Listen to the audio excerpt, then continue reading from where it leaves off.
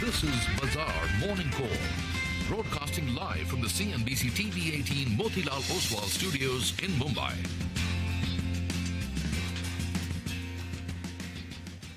Hello and welcome to Bazaar Morning Call. We are coming to you live from the CNBC-TV18 Motilal Oswal studio. I'm Nigel D'Souza, and just a bit from now, Prashant as well as Sonia will be joining in. Well, markets yesterday ended at fresh record highs. 20,000 is here for the taking, and it seems, going by the cues that we have overnight, well, we're striding ahead, maybe 21,000, not too far away. Good morning, guys. Hi, Nigel. Good morning. Prashant, morning. And there's a big surprise today. Absolutely, big surprise. And Nigel is keeping it quiet. Happy birthday, Nigel. Thank you so much. Thanks a lot. It's so poetic, right? The Nifty is at 20,000 all-time highs, and we're celebrating here in the studio with Nigel's birthday. Nigel, wish you a very, very happy birthday. And it's been, like the journey of the Nifty, your own journey has also been stratospheric. And I hope you hit many new highs through the course of your life. Well, thanks a lot, Prashant, as well as Sonia. Yesterday when I was saying it that tomorrow the Nifty will hit 20,000, you know why I wanted it, right? And in fact, a couple of viewers, they knew it. They were like, Nigel, naughty, we know why you wanted it. And even till closing bell, I maintained it. But anyways, a pre-birthday party is not bad. Maybe we're on our way to around 21,000 odd. But just want to thank all our viewers, well-wishers, from midnight till 5:30, 6:30 in the morning. Been getting calls from a lot of market participants. So that's the platform that CNBC TV18 has given me over the years. And I'm very, very thankful and grateful. And it's going to be a rocking year, both for the market and for me as well. Well, and we'll get the cake in a bit, right? You'll get cake, we'll get samosas, whatever you want. No, two big questions, right? A, how old are you? And two, what's your birthday wish? I'm not too old, Sonia. Maybe a little younger than you. But birthday wish, every year it's the same thing. Just wish for good health. And, that takes care of everything. Because you're healthy, you can take care of your family, you can take care of everything. And God's been kind as well to get this sort of a platform. And I'll tell you one more thing, guys. I'm here for 13 years. I think 99%, I'm just giving that 1% as a bit of a breather space. But every birthday, I come to the office and I absolutely love it. Okay, young at heart, right? That's important. Well, young in age also. Young in age also. So let's try to push the bar a little bit. All right, well, let's just quickly then move on with what the market is looking like, right? Because it's looking good. The Nifty hit 20,000 yesterday in the last 30-40 minutes of trade. And that is done. So that milestone is done, although we did not close above it. But, can't have everything, right? Overnight, the cues are a little better. You had the S&P, which was up about 0.67. The NASDAQ, which is up about 1.25% or so. So, again, the equities part of things is also is looking up a little bit as compared to what we've had for the last fortnight or so. Add to that, and I think this is related to the equity uptick, dollar cooled off a bit. So the dollar index was down about 0.3%. We actually came off under 105 level, 104.62 or so on your screen. Oil is the only one, actually not the only one, dollar is also actually quite high, but Brent is still holding just under $91 a barrel, 90.5 is where we are at. So it was a flat kind of session there. In terms of global data point, in terms of what will determine Fed pricing, markets, etc., the big one is the US CPI, which is a big kind of data mover for markets, and we'll only get that tomorrow. Wednesday is the US CPI, but we'll get the CPI here for the month of July in India today. Actually, we'll get the CPI number and the industrial production numbers later today, and I think it'll be important from our own perspective as well. So I think the consensus is around 7%. Remember, the previous month was a shocker. There was a huge jump compared to the prior month, but this time 7%, and if the number is significantly sort of here or there, I think that kind of raises the bar for the RBI and what the market should expect from it as well. So markets will focus on it very, very intently, and I think more so than they have on any of the previous CPI numbers for a while. Okay, now for the Nifty, just to come back and circle back, look at the levels, etc. I would say that perhaps, sometimes after continuous gains, the market actually kind of takes off, right? That is also possible. But I would say that, we've had 7 unbroken days of gain, 7 straight sessions of gain. So some consolidation is possible. Don't rule that out.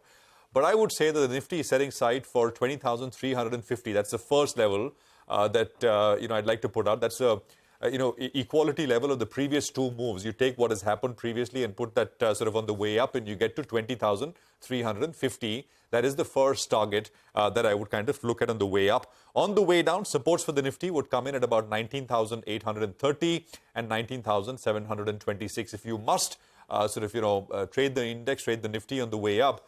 And actually buying the open, which has been slightly higher, has also worked.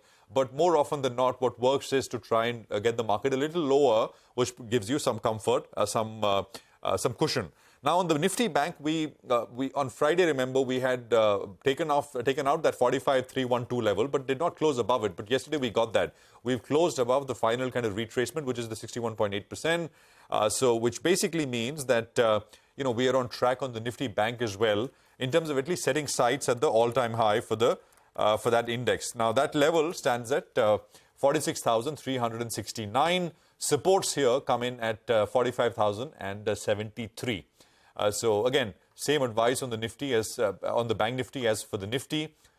Slightly lower, provides a little bit of buffer, a little bit of cushion if you are looking to trade this higher. But after 7 straight sessions, I mean, as I began by saying, a little bit of consolidation would not necessarily be a bad thing. I would say actually perhaps even preferable. Sonia.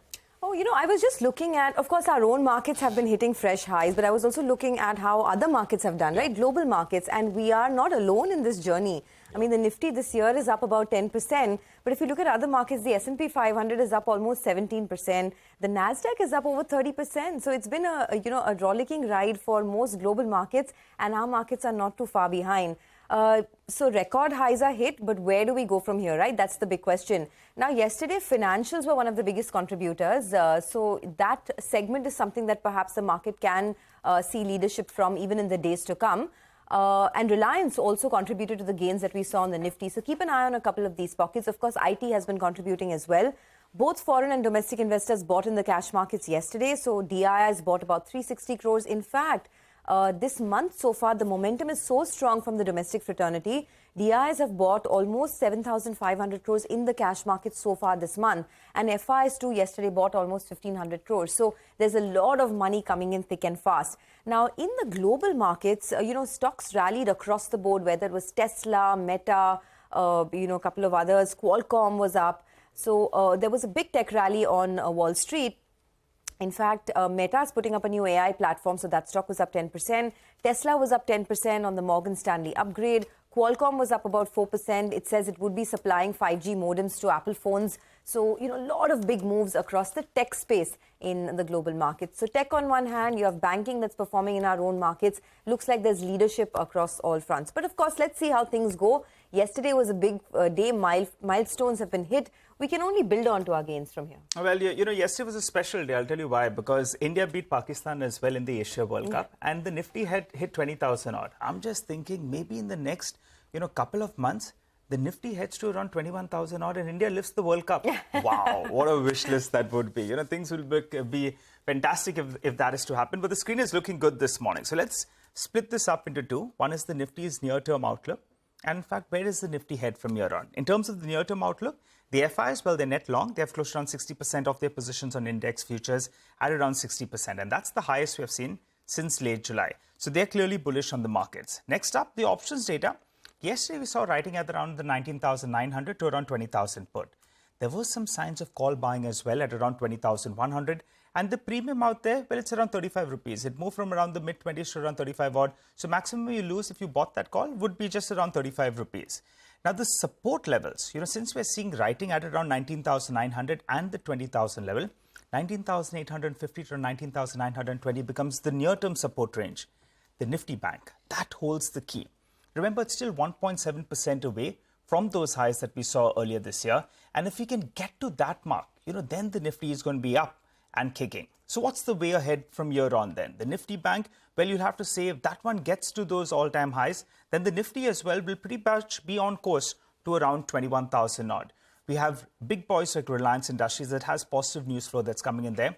The tech space has been in a bull market of its own, though Q2 numbers may not be very, very inspiring, but that clearly is holding one end up. You have the Nifty Bank as well that will play along. And importantly, if we see a quick fire, 1,000 points odd, could it beat the previous record? The previous record for 1,000 points was between 16,000 to 17,000 August 21, when we did it just in 19 sessions. Can we outbeat that? Finally, in terms of an outlook, well, we took close to around 20 years to move from 2,000 to 20,000. The rough compounding out there was around 12.5% approximately, ex of dividend. So include dividend will be around 13.5% approximately. From 20,000, do we head to around 2 lakh? I would say yes. And we just need to move, see a compounding of close to around 15 to 16%.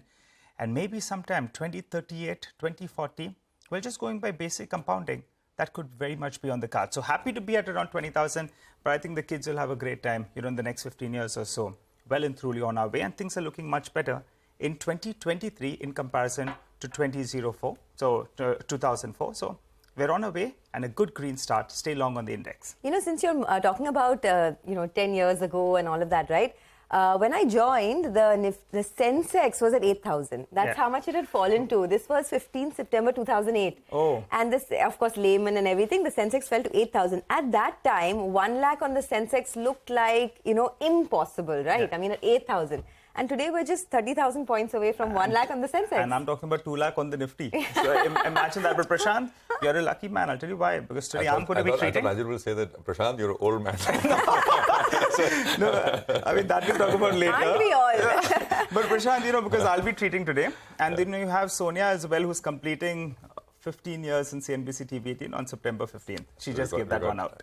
I'm sorted. So it's a good week. He's nicely palmed it off to me, the celebrations. Well, I'm happy. Well, let's just quickly take stock of where we stand. So let's just get you some calls as well. This is Vikas Jain of CLSA who's weighed in. And this is the equity call for the day. He says that India is the most compelling earnings growth story over the next 2 years with a 17% CAGR, which is the highest among top 20 global markets. While Nifty's absolute PE is near plus one standard deviation against its own history, it is still not overstretched when compared to other top 20 markets. Equity valuations have turned attractive versus debt and favor a strong entry point in the Indian markets.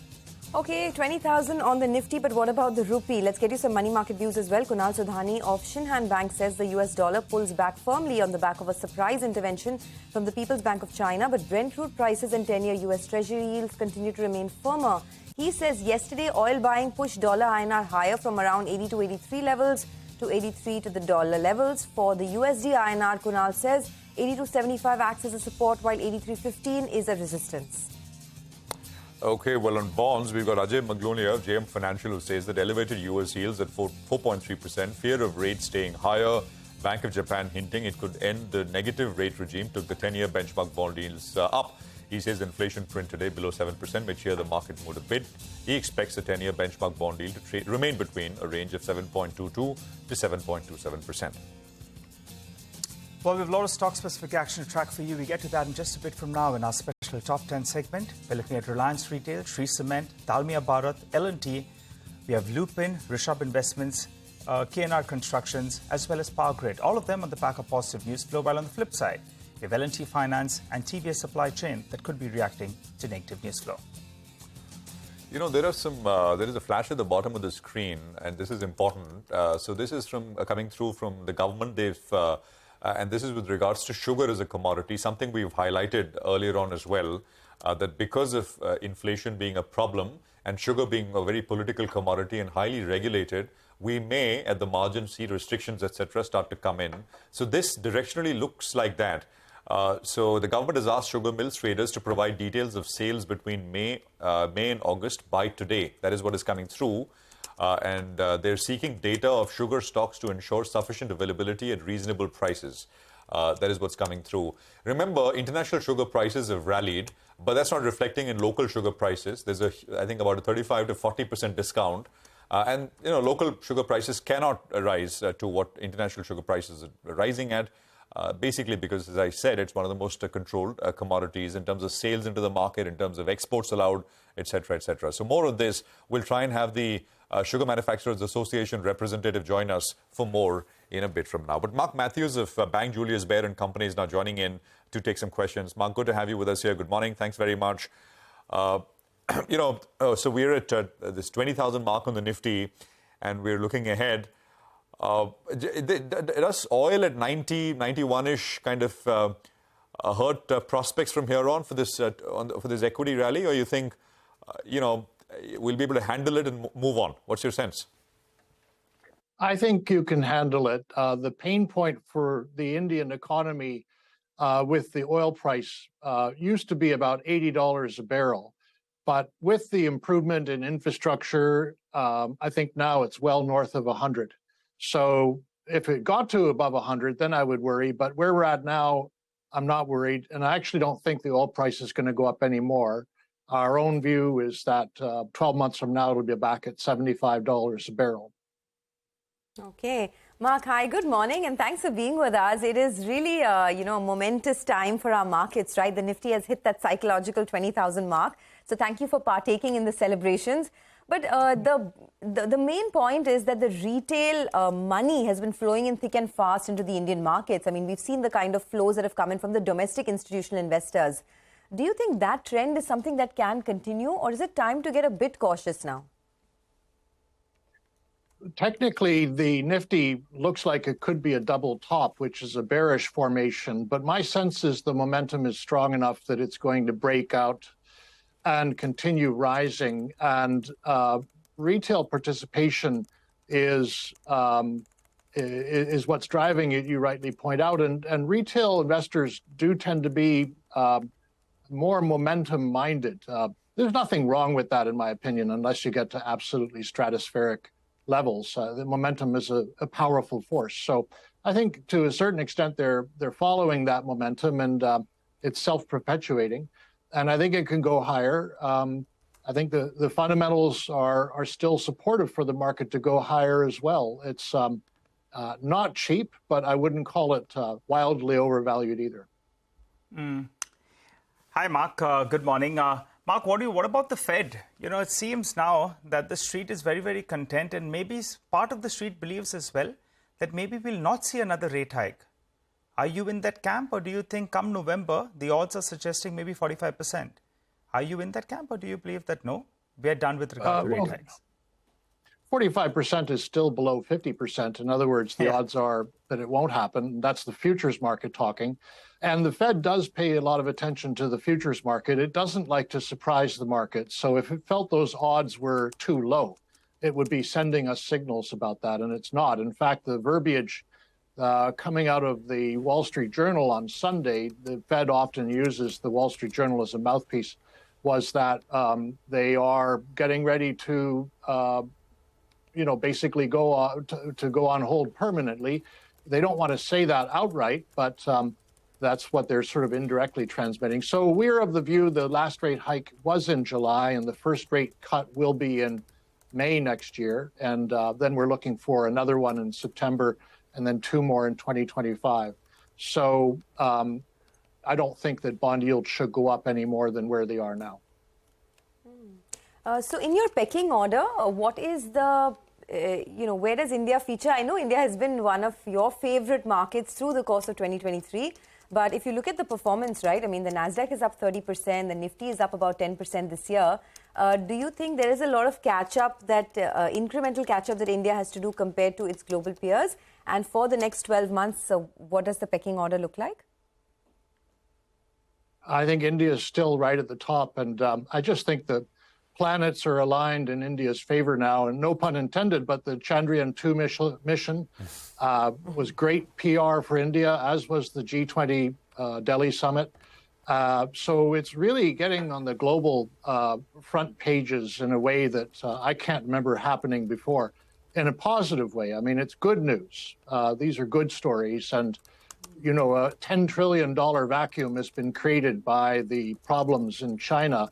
What I mean by that is China's market cap is about $10 trillion, and people aren't going to be buying that market.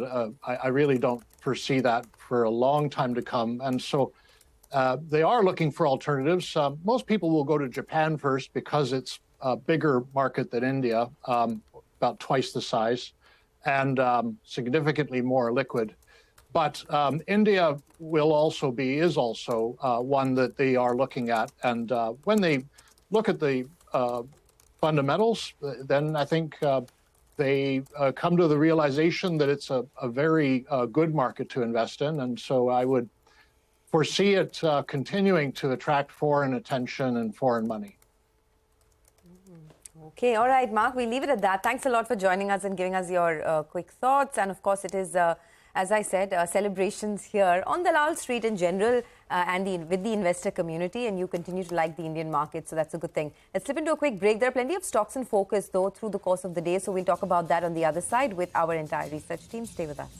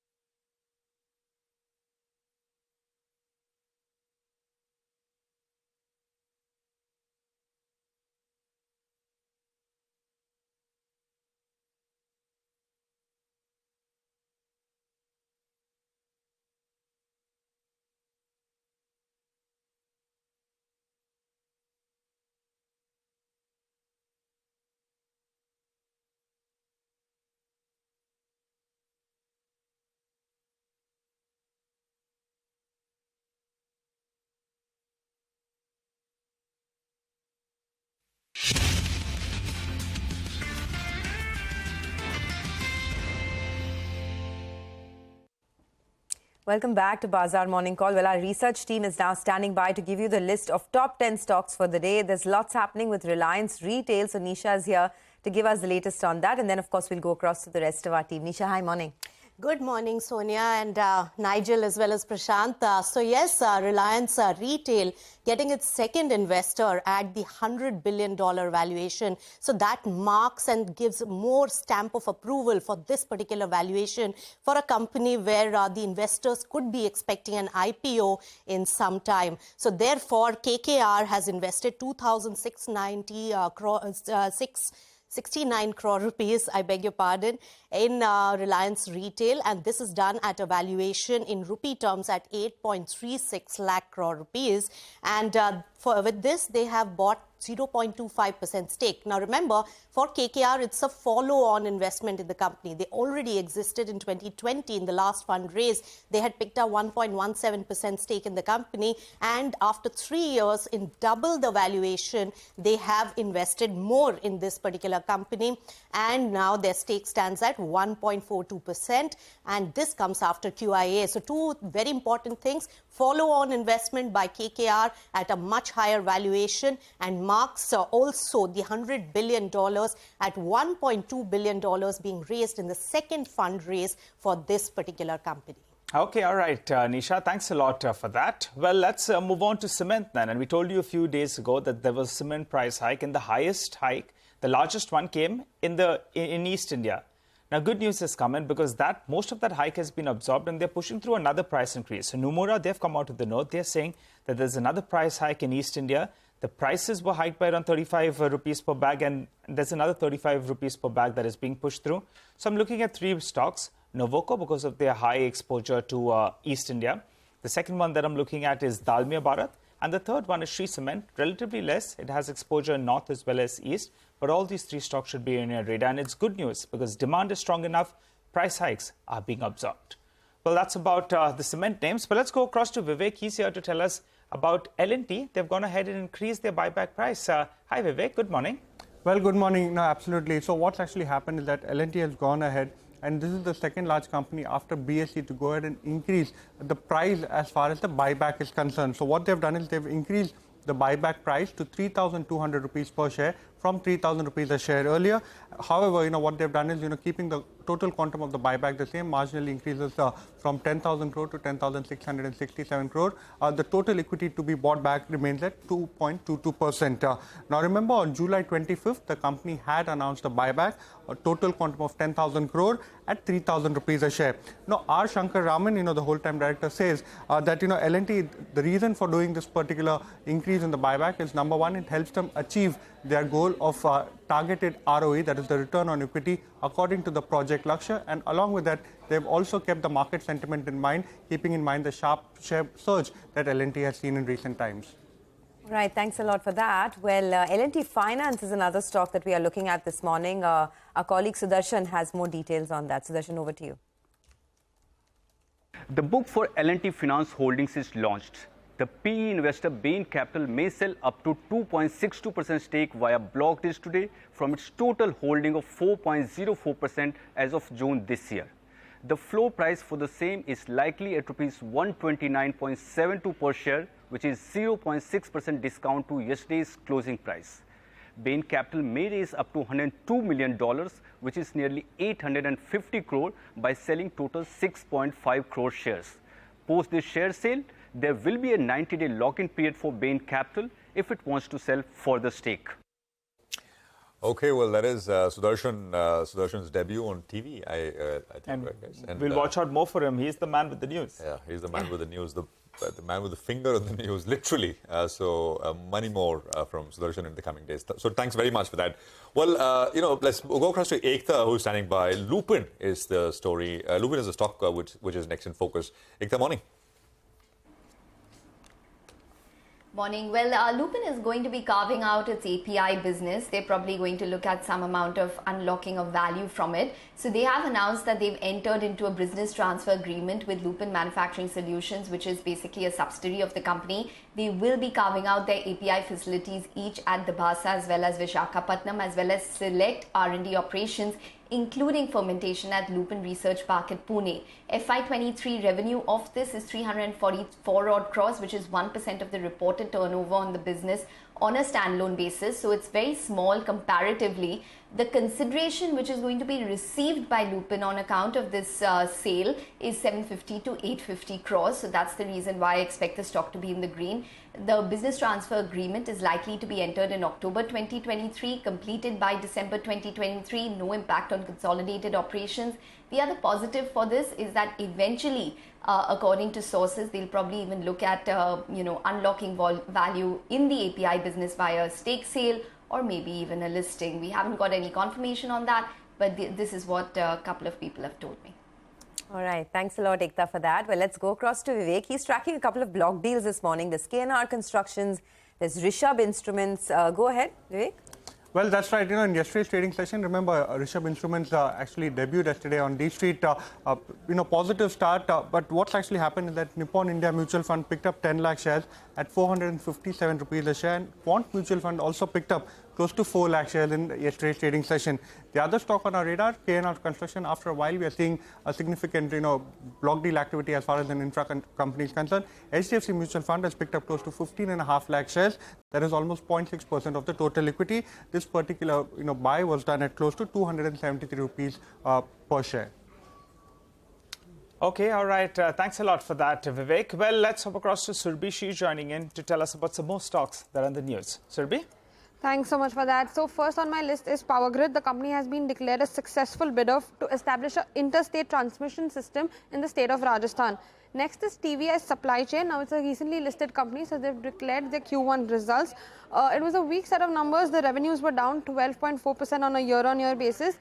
EBITDA margins came in at 7% versus 6% same time last year. The company's net loss has expanded to 65 crores versus a loss of 2 crores same time last year. The company said that subdued freight rates and lower volumes have led to a decline in revenues. Additionally, the board has also agreed to acquire equity shares of three of its wholly owned subsidiaries for a consideration of 450 crores.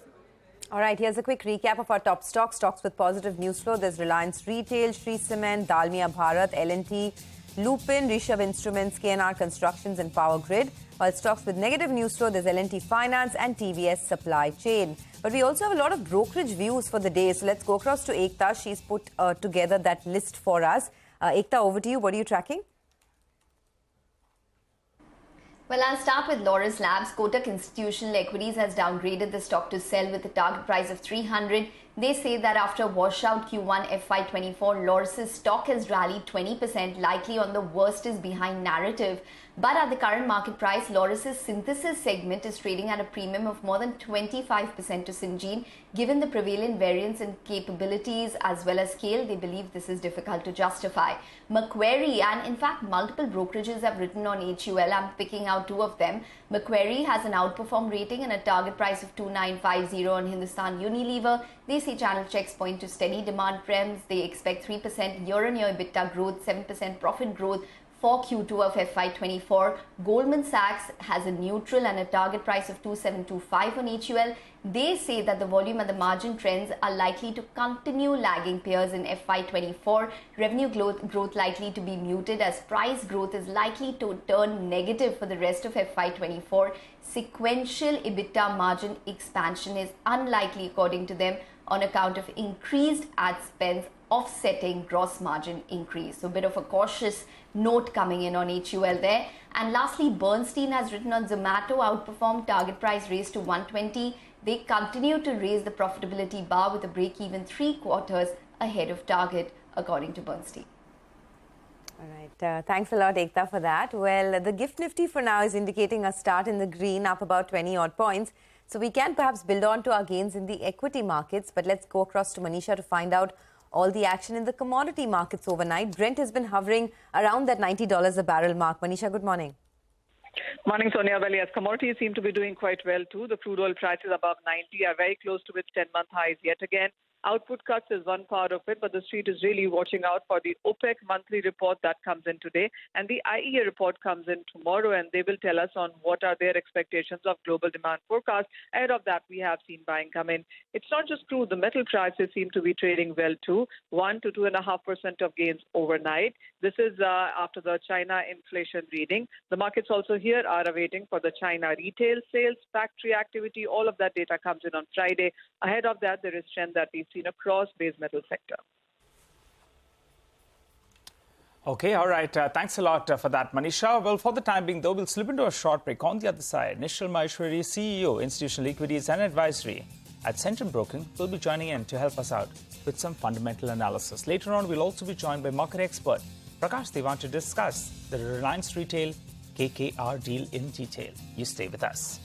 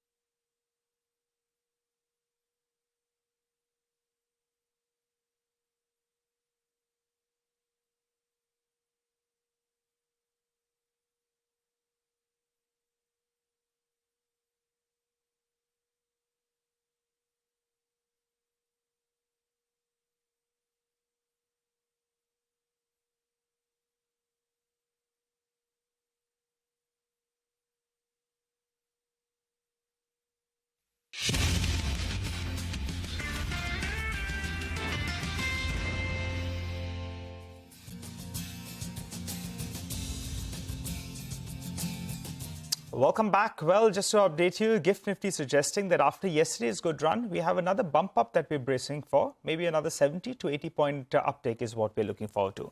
But plenty of stocks to analyze. And Nishil Maheshwari, CEO Institutional Equities and Advisory at Centrum Broking, joins us on the show. Hi, Nishil. Good morning. Thanks so much for joining in. Well, Nishil, we'll talk about Reliance in just a bit. I wanted to ask you about these cement companies. You know, we had a price increase of 35 rupees at the start of September. And 10 days on, we're having another price increase out there. Now, it's, normally during monsoon, we don't normally see price increases. But this time around, things are moving well for them. Demand is strong. Price increases coming about. Input costs cooling off. Your pick from the cement space. Morning, Nigel. We have seen this first price increase. So what's happened basically because of a weak September monsoon, weak August monsoon, we saw some price increases happening. But our information gathering on the ground basically doesn't seem to be suggesting that these price increases have been taken by the trade. So trade is saying basically, yes, there has been some price increases which have been taken by the companies, but it is not being passed on to the ground. So there is no demand at the higher prices. So I don't know basically if there is going to be another price hike happening. First price hike was there basically, which is not being accepted by the trade also. I think the second one seems to be a far cry. Nishal, actually the price increase that we're talking about is particularly in East India. You know, at select markets, it wasn't absorbed, but I think most of the price increase that was taken on September 1st, particularly in East India, it's being absorbed. So now your take. You know, there are three stocks basically that has big exposure out there. There's Nuvoco, that has been a rank underperformer. Dalmia Bharat, that has been doing the right things. And Shree Cement as well has some exposure. So among the three, do you like any of them or do you think the good news is already in the price? So I just wanted to highlight on East India only, basically because it was not West India didn't take any price hikes. The only hikes which happened, significant hikes happened was on the East India. And the East India trade, I was telling you, basically, that the trade tells us basically that it's not being absorbed on the ground. So there is no demand at higher prices. That's what I was trying to highlight. But among the three, basically, yes, we like Nuvoco out there as a pick. Shree Cement, at the moment, we are a bit more ambivalent towards it, but our top pick remains to be Nuvoco there. Okay. Nishal, hi, good morning. This is really a great time to be invested in the market, right, with the Nifty at 20,000. But what do you do from here on? If you have big gains in mid caps and small caps, has the time come to take a bit of profit? Or do you think that this has a longer runway? So, morning, Sonia. So I believe that there is a longer runway here, but there would be, I think, some sort of a correction happening, especially in the mid cap and small cap space, because I think it has run away quite a bit, basically ahead of the fundamentals. I think that's pretty evident. Basically, you speak to anybody, any expert on the market, he would be telling the same thing. But I still continue to believe that there is no significant correction is going to happen. Maybe another something like a 4-5% kind of a correction, basically most likely to happen. And there is a strong undercurrent in the market, both in terms of flows as well as in the fundamentals. The first quarter earnings was strong. Basically, if you look at the consensus, there is more than a 15% CAGR growth for the next 2 years. I think these two things will continue to keep the market buoyant. But now I think is the time to actually move away from small and mid caps and go into the large caps. And actually, we spoke with Nilesh Shah yesterday when the Nifty hit 20,000. It was a very interesting chat. We had Sunil Singhania. These are all veterans. Vijay Kedia was on, and they were all making the same point, Nishal, morning, that maybe time to kind of look at large caps, right? If you've made money, lock in gains, at least some gains, and top off the the 15-20%, and then move that into large caps. Can't hurt. The biggest sector is financials, Nishal, there. 37-38% weight in the Nifty is financials. And that also came up as one of the sector's best positioned, best placed. Do you agree, Nishal? And what would you like? What do you like in that space, financials?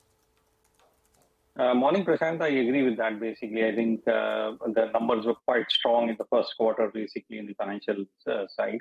if you look at it in the financial space at the moment, it's like a Goldilocks scenario. But there are some signals on the horizon, basically, which might worry us. I'm saying growth on the personal loans is almost 45% for this first 5 or 6 months in the current year. So that one should be worried about. The second thing, which we recently did a quick analysis and visited some of the branches of MFI, small finance banks, and we found out basically that almost 60 to 70% of the loans which are being given out are for personal consumption. It is not business loans. So I think somewhere that we need to keep in mind, basically, that it's largely consumption loans because of inflation. That's why you are seeing this kind of loan growth. Having said that, I think our preferences still remain to be the small finance banks. Growths are very strong, basically, at the moment, and at least I think for the next 2 or 3 quarters, we are going to continuously see improvement both on the growth side as well as on the return side. When I say returns, I mean return on capital. So ROC and ROC basically will keep on improving for them. So that's why I believe basically that space is good to look at. Okay. Nishal, just stay on. We'll come back to you in a bit. We have many more questions for you. But in the meantime, there's lots happening with Reliance as well. Reliance Retail has gotten more investors to join its $100 billion club, with KKR being the latest to make its follow-on investments in the retail giant. KKR will be investing over 2,000 crores in Reliance Retail. Prakash Diwan joins in now to talk more about that. Prakash, you know, it's been a slew of investments, right? Whether it's in retail, whether it's in the telecom business, but retail particularly has caught the eye of investors. On this news flow, what are your thoughts and how do you see this reflect into the stock? Good morning, Sonia. So, first and foremost, this is such a logical development post the AGM where Mr. Ambani actually said that one of the fastest growing businesses in the group is going to be retail, and we've seen the results. What's interesting about this step by a very large investor is that while they invested it at whatever 4.2 billion valuations, now you're doing it at 8 plus. So it's an investor who's seen the business grow, who's seen the kind of plans unfold, and you buy it. I mean, it's very, very uncommon for us as investors to buy into something which is already doubled at a valuation which is double of what you did in the beginning. So I think it just kind of reinforces the kind of confidence that global investors have. And I can tell you that this is just probably the beginning of a slew of investments that will get attracted, the business will attract. Simple reason being the scale that they have attained is immensely promising. It's global. I mean, you don't have all organized retail in India put together doesn't have that kind of a footprint of 18,500 stores. So it's something where they have built a scale and now they'll create depth. With each product line, with each segment, there's so much that's happening. So I think it's brilliant. So there's no doubt about this. What it does to the stock, I think to the stock, people should realize that Reliance as a stock when you buy is more retail, lots of telecom, and of course the underlying O2C business as well. So you're getting something which is very distinctly growing and getting valued richly within the sum of parts. So my sense is the stock will get re-rated. The new highs on the Nifty will probably be led by the moves in Reliance post some of the confidence that these kind of news flow will trigger. So when you say the stock will get re-rated, what are you looking at? Because this year, right, while the Nifty is up 10%, Reliance is actually down 3%. So it's quite an underperformance that Reliance has seen. Do you just see a mere catch-up to the index itself, or do you see disproportionate returns? What's your target over the next 12 months? So, if you now add some of the businesses, newer businesses that are at the cusp of contributing much more than just being part of the holding structure, which is, let's say, JFS, I don't see any reason why Jio Financial Services in the next 1 year cannot go into a stage where, they start throwing cash flows, profitability starts adding to the cash flows and not just, inherent strength that we are today valuing it at. So if you ask me, if you add up all these, connect all these dots, whether it's the JFS business, the retail, the kind of revival we've seen in telecom, thanks to, and wait for 19th September, you'll probably see a whole new dimension of growth even there with the Jio Air Fiber launch. All put together, I think Reliance should be fairly valued at close to about 3,300, 3,400, so which is a fair distance from where it is. So not only will it catch up, but it's a question of ownership by larger companies in the Indian market itself, which larger institutions in the Indian market, which probably is right now missing. But there's no reason why it's been in the throes of transition, Sonia, and that's the reason why it's not participated in the Nifty growth. And the Nifty move has probably been, predominantly driven by banking and financials and some of the, heavyweights in the FMCG space, but not necessarily Reliance. I think the catch-up, it will go beyond the catch-up in the next 12 months. Okay, all right, Prakash. Thanks a lot for that. Nishal, I wanted your thoughts on this because, as Prakash was also saying, the important bit here is that this is KKR's follow-on investment, and KKR had earlier invested in Reliance Retail in 2020 at half the equity value. So, that's quite substantial. They're now raising their stake. The stake will now be at about 1.5%, 1.42% in Reliance Retail. What is your sum of the parts for Reliance? Because, do you see this underperformance of the stock end here because of the kind of investments we're getting? And what does the risk reward look like for investors now? So I think the biggest value in Reliance is basically, we have seen in case of Jio, basically, the split actually created value for the investors. So I think that is going to be the biggest trigger for Reliance, as and when I think the company decides that they are going to list the entity separately, you're going to see massive unlocking of value. We at this stage have a target price around 27.50 for Reliance. But obviously, I think as and when we get more clarity, especially on the retail front, that how they are looking at various businesses within the retail space, I think more evaluation would be unlocked. Okay, well, more valuation will be unlocked. Let's, Nishal, stay with us.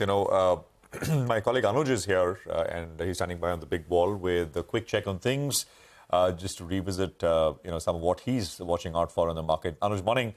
At 20K, and maybe looking beyond now. Yes, Prashant, morning. And you know what? It's taken 8 days for the market to hit 20,000 this series to reclaim 29 days of losses. What I did this morning was to just take a look at the valuation check in terms of how we are stacked up. And I tell you what, the Nifty is still not in exuberant territory. In fact, far from it. It's trading at 20.3 times. Our average of 10 years has been 18 times. And, the market goes through these troughs and peaks. So this 20.3 can easily go to 22 times. Why not? The mid-cap and small-cap is the one where you have maybe slight bit of exuberance. Mid-cap index at 25 times. The average has been 20 times. So clearly we are above that. And small-cap at 20 times versus 16.6 times. I think the big factor for me to watch is Bank Nifty. It's actually, compared to its own valuation, still undervalued.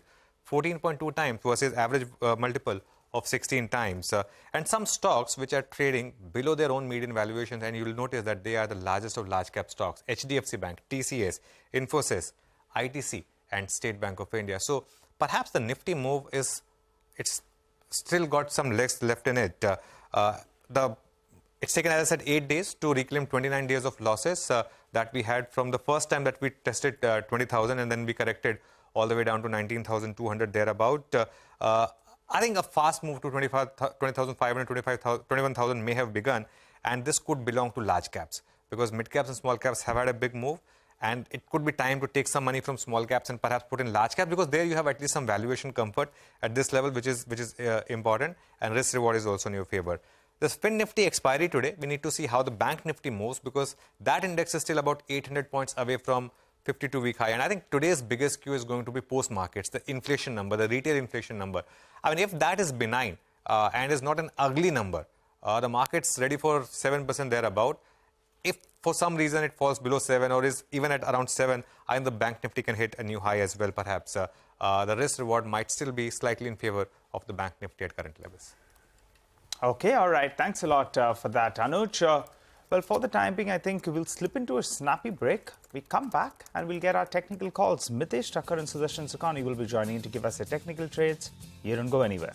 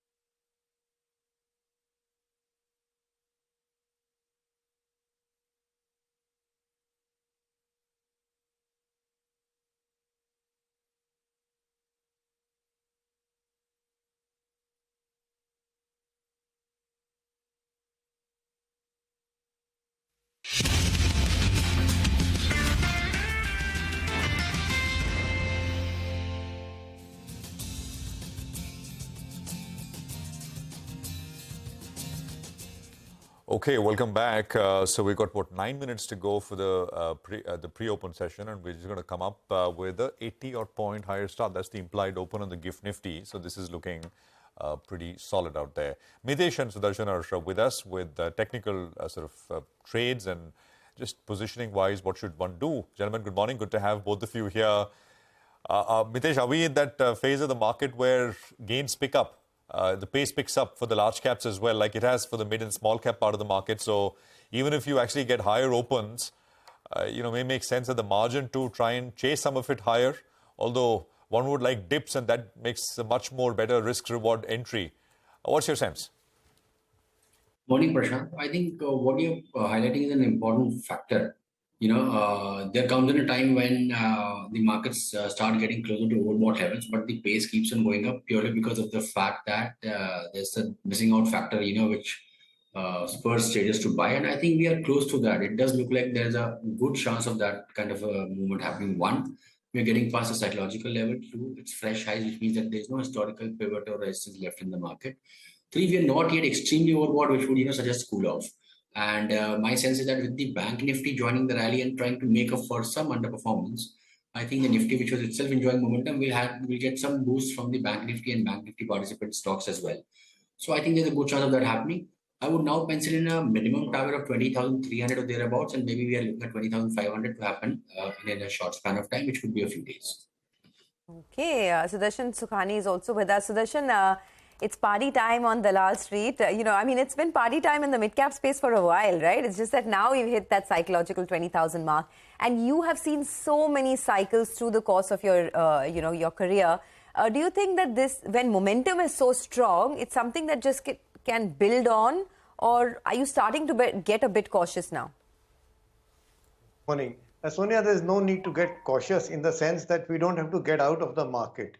See, momentum is strong, but we have always seen that sometimes strong momentum continues to feed on itself. It becomes stronger and stronger till someday. So the trade is still to be long in the Nifty. As a matter of tactics, short-term traders should consider taking profits. We have crossed the previous high. That's a significant milestone for taking profits. We are also at a round figure of 20,000. So for today, I would suggest just keep a 100-point stop loss from 20,000, which means trail it. Start with a stop loss of 19,900. If the market goes up, move it to 20,000, move it to 20,100 till you get stopped out. So plan to take profits now using a trailing stop. This is for short-term traders. For positional traders, as you said, I think the party will go for 10 years. Lovely. Great. Hi, good morning, gentlemen. Sudarshan, you go ahead with your picks that you have for us today. Sure. See, mid-caps are still on fire. Now, with all the caveats and caution that you have been explaining, and that's what viewers should keep in mind, Aditya Birla Fashion is a buy. It has a very choppy chart, but suddenly it had a big rally 3 days ago. It's then a small consolidation, buy with a stop under 225. After a big rally, Infosys and other IT stocks were in a huddle for 5-6 days. Maybe they can break out. There are no signs. The only sign is of consolidation. But eventually, good stocks do break out. So buy with a stop of 1450 for Infosys. Torrent Pharma is my only intraday short. It's broken down from significant support levels. It's a short with a stop above 1877. And Jindal Steel, again, same pattern, big rally, small consolidation, breakout yesterday. Buy Jindal Steel with a stop under 690. Okay, got that. Sudarshan. Mitesh, what about you? What are your trades? So, Prashant, I have all buy calls today. I think very clearly the trading has to be on the long side. So, on the list are Hero Motors, which I would recommend buying with a stop at 3020 for targets of 3110. Also, a buy on Jubilant Foods with a stop at 533. Here, I would look for targets of 570 to about 575.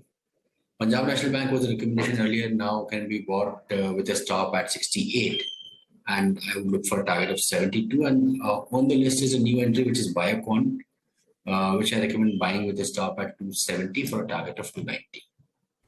Okay, all right. Thanks a lot for that, gentlemen. By the way, I think that block on L&T Finance as well has taken place. Reports had suggested that Bain Capital is likely to sell close to around 850 crores odd. In pre-open, that's done. I think that 2.5-3% odd has done. So we'll watch out for that stock as well in today's trading session, as my colleague Sudarshan had pointed out earlier. Well, time to slip into a short break. We'll be back with pre-opening. We'll also have with us Amit Anwani, the research analyst at Prabhudas Lilladher. He'll be discussing the trends in the defense space.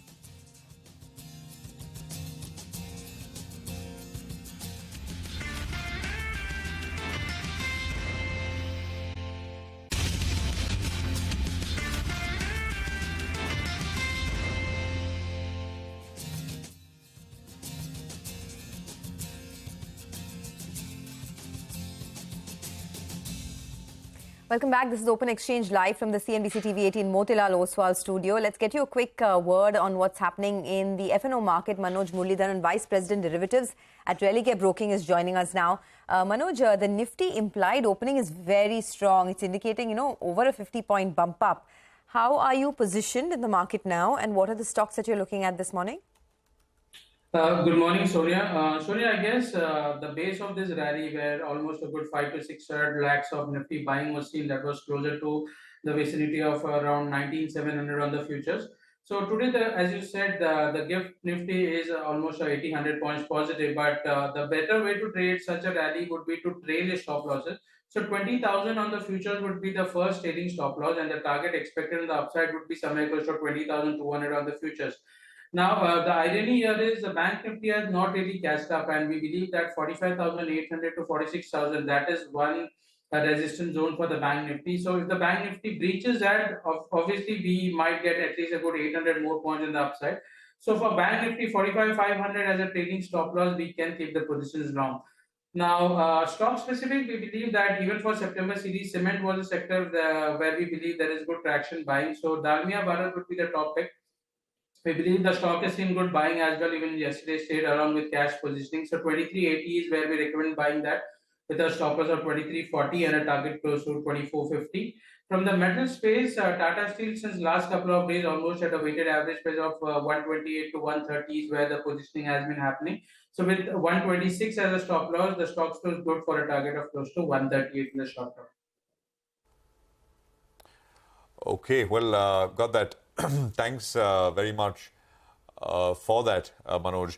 Just a quick, Nishal is still with us, and I think we're at the beginning of the pre-open session. On your screens, the Nifty is up 70, the sensex will settle down 100 on the sensex, 70 on the Nifty. The rupee is opening, I think, stronger. That's a full 7-8 paise stronger as compared to yesterday's close from 83. It's, become a little... it's opening higher as compared to the USD. The dollar was lower by about 0.25% last night, the dollar index, that is. Nishal, what is done very well is cyclicals, right? And some of these are really deep cyclicals which have come back into the limelight. Railways, for example, defense as a space has done very well. Power lately has come into the mix. And we'll put out, by the way, a brokerage call on BHL in just a bit from now. But anything which stands out to you from sort of these three areas that I mentioned that you have coverage on, that you or otherwise where you think maybe things have gotten a little overdone? So I think all these spaces have actually surprised everybody. At least I think most of the people I've been speaking to and the funds, I think the performance has been phenomenal actually. And I think most of us have been caught underweight on these sectors. But what I see here is basically power is one basically, which is still got some way to go. There is a shortage of power basically, and what we've seen here is that the production or the new plants are, I'm saying, some time off to come into the whole thing. So we definitely see a good upside on the power side, especially given that the demand is very strong and we do not have the immediate supply of that. So that is one sector basically we are positive about. But obviously, I think other two sectors also done very well. Defense seems to be now played out its full role because I think, yes, there are a lot of orders out there, but I think the execution has been the key basically for defense. And historically, we've seen, I think there has been some disappointment as far as executions are concerned. So one should be cautious now for defense, but I think railways and power seems to be on track. Actually, the defense space, and we'll talk about that in greater detail. I take your point completely. because this morning there are some downgrades. Axis Cap has actually downgraded BEL, and they say that they make the exact same point that valuations are just way out of the comfort zone now. But Nishal, appreciate your time. Thank you so much for joining us on CNBC TV18. By the way, there's a bit of a recovery in the rupee as well. So there's an appreciation in the rupee. 82.94 is where the rupee has opened compared to 83 yesterday. And looks like it's going to be a good opening for the market. We're going to build on to our gains 75 points higher. In fact, where from here, after the Nifty has hit that psychological 20,000 mark, we spoke to a whole host of experts, Sunil Singhania, Nilesh Shah, Prashant Khemka. Listen in to their market opinion. All milestones are good, and particularly a happy occasion when the milestones are on the positive side.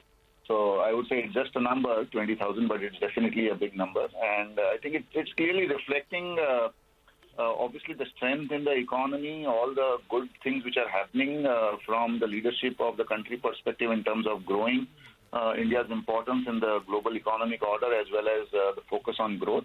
And obviously, despite the Nifty being at 20,000, it's not that we are in a crazy kind of a zone, at least as far as the Nifty P multiples are concerned. So I think all in all, it's been a pretty good, I would say, the past few months. PSU banks, I think there the results have been fantastic. They're trading at 4 or 5 PE multiples other than the largest PSU bank, which is again very cheap. So what I would say is that if it is only news flow based, without the fundamentals supporting the valuations, then obviously you should use this opportunity. It's always said that in a bull market, all your past mistakes you can rectify by selling. And in the bear market, all your, I would say, the ruin, you get an opportunity to buy them back. So this is a time where all your past mistakes, it's an opportunity to just and just get into some good stocks. I think this is time where, yes, on one side we should celebrate 20,000 Nifty, but please remember that this is also time to exercise some amount of caution. As you go down capitalization, valuation should become cheaper. In current market, it is becoming expensive. Lower the market cap, higher the valuation. Generally, such kind of valuation don't last long. So buy quality, buy stocks at reasonable price, buy stocks with a longer term horizon, not with the momentum, and enjoy the party, but be responsible. Let me make just one comment on PSU side. There's no divestment supply right now. Government had sold Mazgaon Dock at 200 rupee and now at 2,000 rupee. There is no supply. At some point of time, divestment supply will emerge, which will cool off the PSU stock prices. Second, from a global point of view as well as local point of view, there are some events which one has to keep in mind. I do think that, small caps are influenced at this time by the massive inflows that the industry has seen, the MF industry, or even globally, the money that has come in. That has had an influence on the small cap stock prices. Because that's a segment of the market where liquidity is challenging. And if you have a flow as large as we've seen over the last 3, 4, 5 months, it can push up prices. But on the other hand, large caps, I don't think we've seen anything of similar kind. And so there the prices are, in our view, more fundamentally determined. Okay, well, that's some opinion. We'll continue to get you lots of other opinion as we can go on. So catch all of that here on CNBC TV18 over the next hour or so. Well, let's bring in Amit Anwani, who's joining us. He's analyst with Prabhudas Leader. In a recent note, they say that they continue to see multi-year growth in the sector. Amit, good morning. Good to have you with us here. Prashant, this side. Just talk to us first about valuations. Where are they for the top defense companies which have done very well? And the aero side, HAL, the shipbuilders like Mazgaon, or companies like Bharat Dynamics, etc. Where are valuations? Right. So thanks for having me. So I think last time when we discussed, I think we discussed about the multi-year growth in the defense sector, obviously because of the prevailing reasons which are already there in place with respect to indigenization and a lot of other initiatives. With respect to multiples, I think obviously we are seeing the stressed multiples. So I think MDL would be about 23, 25 1 year, 2 year forward. BL again similar. So all these companies I think are hovering between now 25 to 30x 1 year forward multiple, which is kind of stressed, I would say. But having said that, I think the fundamentals of the sector still remains very strong. There could be a decadal growth which can happen because of the order intake which is expected to come in. And we have seen all these companies have built in a very good order intake, including Bharat Electronics, HAL, and even MDL is awaiting a large order in coming years, and they already got a very strong order book. So I think with macros changing in the sector and the order intake coming in after decades, I think there's a decadal opportunity with respect to multi-growth in the sector, which will still be there. The current valuation looks stressed. We can't rule out any healthy correction at this point with defense space.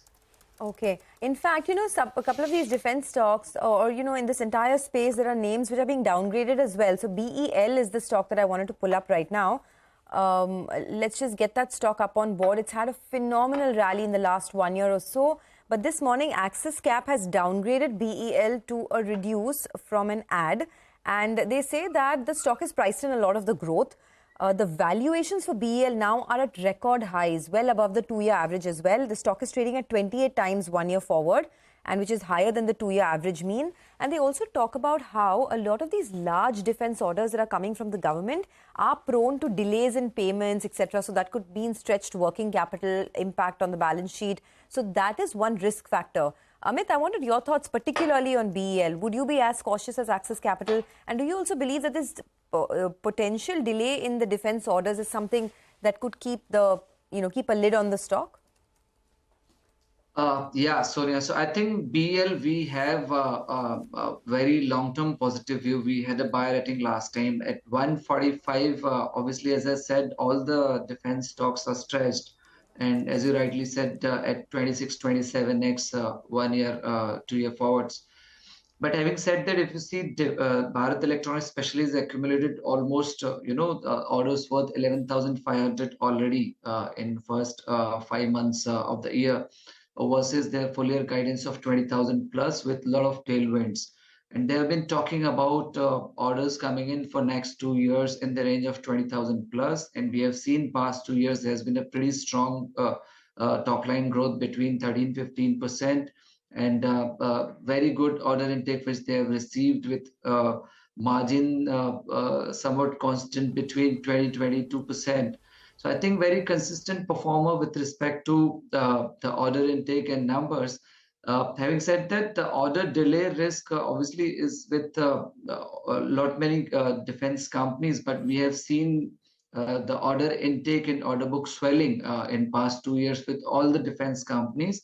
So even if there's some delay, if we built in for next, maybe any selective order getting delayed, I don't think it will be impacting the medium-term revenue visibility for sure.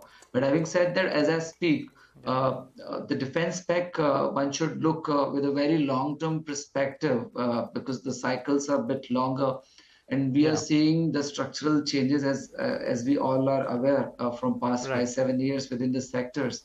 The government is trying to localize, indigenize, and bring transfer of technology. So I would say, So I would say there's the growth outlook is intact with the sector. All right, Amit, very quickly before we let you go, L&T is another stock that you track. It's opened up close to around 2%, been a big outperformer this year. Ahead of elections, well, you have, could be some bit of slowdown, but the Middle East orders will support them. What do you make of the stock at current reckoning, given that they have upped their buyback price as well? Right, so they have raised the buyback from 3,000 to 3,200. Obviously, buyback was also to support or improve the return on equities as well. I think this somewhat pretty positive for the stock. And when we discussed last time, as company continues to surprise on the intake from the international market, which I believe is slightly margin accretive. And we are also seeing fundamentally the losses narrowing down for Hyderabad Metro. I think the performance can improve and multiple re-rating can also happen, as we discussed last time. I was at 22x FY25 numbers. So definitely, I think there should be a strong move in the stock in medium to long term. Thanks a lot for joining us. Appreciate your thoughts. Let's do one thing. Let's get straight to the market opening now. Yesterday was a big day for the market. We hit that milestone of 20,000. And guess what? We are on track to put in some more gains today, 100 points higher in the pre-opening. So looks like the bulls have not only tightened their grip, but are running with it really this morning. What's leading from the front is, of course, banks have come back in a big way. There's also capital goods. So there's the first tick on the index, standing tall above that 20,000 mark, 90 points higher on the Nifty now. The sensex is up over 300 points and inching closer to that 68,000 mark. So 67,400 on the sensex as well. The mid-cap index is up 200 points. So anything and everything is running. There's no question about that. The bank Nifty is up about 160 points. As we call it, a secular run on the market today. What's leading from the front is L&T, up 2.5% on the back of news flow. There's Power Grid, there is Tata Steel, ICICI Bank. In fact, Steel has come back in a big way. Tata Steel, JSW Steel are all in the green. ICICI Bank is your big mover now, almost inching towards the 1,000 rupee mark. Infosys is back close to 1,500. Sun Pharma are back at about 1150 or so. So big gainers actually across the board in the market. What's on the losing end? Perhaps a little bit of underperformance from FMCG. HUL, Nestle, Britannia are in the red. And Reliance is absolutely flat, continues its underperformance compared to the market, while something like an IndusInd Bank is down almost about 0.2% at the moment. So, just keep an eye out on that. In fact, my colleague Hormuz was telling me that the Nifty has taken 6 years from 10,000 to 20,000 and only 3 stocks during that period have given you negative returns. Hero, BPCL and IndusInd Bank. So these are 3 stocks that have seen huge underperformance in Nifty's journey from 10,000 to 20,000. But otherwise, very strong opening and lots happening in the broader market. Well, that's right, Sonia. I think we should pull up steel strips and wheels. That stock, in fact, was higher in pre-open. There's an ADD that's been imposed on imports coming in from China. I think that's read positively. Remember, overnight, you had this fear that the talk was that it was on steel, but actually it's on, not on steel, but it's on steel strips. That's why, in fact, you've seen a big up move out there. Pull up Wheels India as well. I don't know how much volume trades out there, but both these two, they're the big movers in early morning trade. A couple of other notable movers. You have Union Bank that's up close to around 3%, massive volumes out there. Torrent Power, yesterday the stock was under some pressure.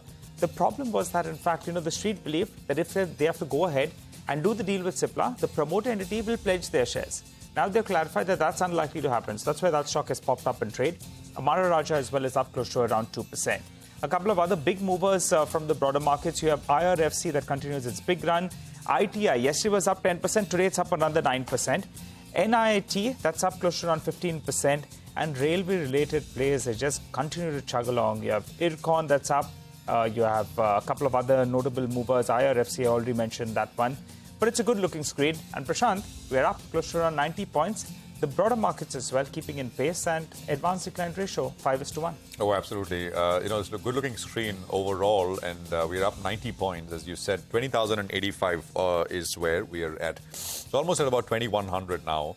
If we can have these names up. So IRFC will come up on your screen. It's up another 8%. I mean, oh boy, what a run it's been having.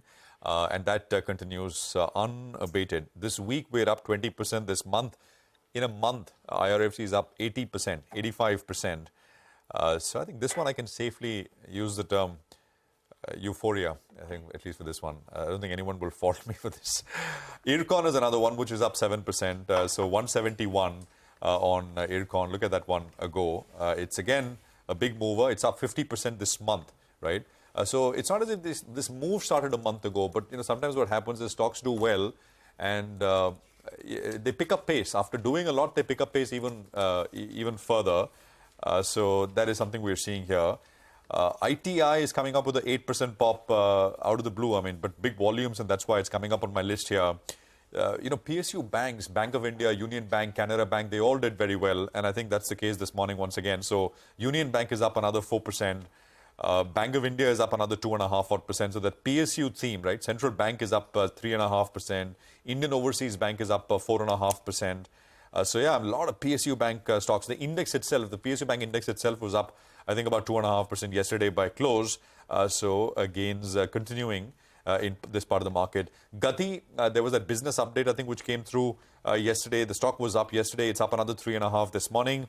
KNR Construction is another name. But I mean, then volumes start to fade out if I start to go down the list here at this point. Some of the shipbuilders are seeing some pullback. So Mazgaon is down 2% and Cochin Shipyard is down about 2.5% as well.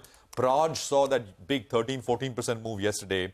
And we are down about 1.75% there. Bombay Stock Exchange is another one which has done phenomenally well. I think almost got to 1400 yesterday. It's down about 1.5% right now. BEL is down about 1.6%. Laurus Laboratories, there were some brokerage calls on these names. Laurus is down about 2.5%. TVS Select, I think, is another one which is down about 2% or so. IEX is down 1%. Tube Investments is down about 2.5% and so on and so forth. So this is the overall picture. 75 points higher is where we stand at this point in time. So it's a pretty good, healthy-looking screen. Atul Suri is now joining us. He's Chief Executive Officer at Marathon Trends PMS. He's with us here in our studios. Atul, good morning and congratulations, 20,000 on the Nifty. Yeah, when milestones hit, you can tell on their face, right? I mean, been there for so long, it keeps happening. Yeah, so it's good, and I think there are a lot more to achieve. Is there a tinge of red on your tie, or that is something? You else? also have a red tie. Oh dear. He's the only man in green. It's his birthday today, by the way. Oh, the evergreen man. How's it looking, Atul? How are things looking? More set for more? I think so. The fact is that everyone's got a lot of red flags up. But essentially, from what I feel where the market is heading or what my targets were, I see that there is still more upside going ahead. As I said, there's a lot of panic, there's a lot of talk of bubble, and there's a lot of talk of all that. I don't think we are anywhere near bubble territory. I think there's a lot more to go. And when trends play out, when they get into this kind of stage, when they get parabolic, really nobody knows the top. Yeah. In stocks, in sectors, we do mention names and you say 80% up, blah, blah, blah. Who knows? Yeah, nobody knows. And are we in a parabolic phase, you think? Because parabolas also happen towards, they're late stage phenomenon. They don't happen early or middle. I don't know about parabolic. Maybe some parts of the market are in parabolic stage. But overall, if you look at the index, now, if you look at the Nifty, okay, there's so much talk, new high, etc. What are we up year to date? Yeah, Nifty, I completely agree. 10%, yeah. 11%. I was looking at returns from the 31st of March. Nifty is up 18%. Yeah. But you got the small cap index, which is up 45%. Because you're taking 31st March, Prashant. Because you're choosing a very, very, I was making this point yesterday. Go year to date. Go 2 years. Okay, 2 years to date. Tell me what is Nifty up? It's up 15, 16, 17%. Yeah. On a 2 year basis, it's not much. It is what, 6-7% year on year. No, I'm saying even compared to from 31st of March, even then, I'm saying compared to the broader markets, Nifty, I completely agree. Nifty is not done very much at all. Okay. But you think gains will pick up there on the large caps? I think so. I think that there is more upside. And what I say is that you've seen 11% and you're getting this thing, that we can have another 8, 10, 9, 10%, And a lot of people say that, you want to sell out this segment, we should get out, blah, blah, blah. You never know. You could be missing a more interesting part in the market. So I feel that we are not there yet. I feel that we are in a process. And at the end of the day, we are going to have corrections in life. We've seen so many corrections. We saw COVID, right? Recent memory. It was horrible and nobody even talks about it. But it was in hindsight the best time for retail investors to put in all their money, right? Absolutely. If there is one phase where you sell your home and put in the stock markets, it would have been that time in 2020. But it's all good in, it's all good in hindsight, absolutely. So just one thing though, this point, right, I completely agree, but in mid caps and small caps, right, we saw what happened in 2018. Yeah. You got a top, and then it took years for some of those prices to come back. True. That is all I'm saying. Is there a problem? You get locked in, and you are. So let's address that question, right? Yeah. So that's definitely the narrative on the street that there's a bubble, euphoria, etc. No, I don't think anybody actually is saying. I think I heard from Kotak yesterday where there was a note saying that we're dropping coverage because we can't find value except financial. So what's the point of having? But apart from that, people are okay. Yeah. What's the risk of getting kind of stuck, right? Because mistakes also happen in very euphoric kind of markets. You've seen that. Absolutely. So what's the risk of that? So there were these numbers being put up like that, let's say Nifty is up 10, 11%, small cap index up 30, 33%. So 1:3, that's big. So we do something called a ratio chart. A ratio chart is where we compare one index versus another, and it's not from a starting date. The risk is the starting date. If I take 31st March, everything is like at risk, okay? But what we did was we did a ratio chart and we realized that historically, we are nowhere near euphoric territory in the large cap to small cap ratio. Okay. So we were wondering that, hey, the mood is something else. The screen is telling us something else. But then you realize that for 2022, Prashant, the Nifty was up some 4-5% or something. The small cap index was down 14 to 15%. Yeah. So now if you move your starting date from 31st March to maybe 2 years, you'll realize that actually what the small cap is doing is catching up with the underperformance of 2022. So when you start seeing data as a more continuous flow, rather than a start point and an end point, you'll realize that in that ratio, we are nowhere near where we were in 2018 or 2008. You mean the euphoric level. In fact, it is just in the process of catching up the losses or underperformance of last year. Now, when you change the starting date of looking at data, the whole picture changes. So you can actually change a lot from starting point. So I personally like to look at things on a more continuous basis. Because see, for all of us and for most investors, see, this is a process.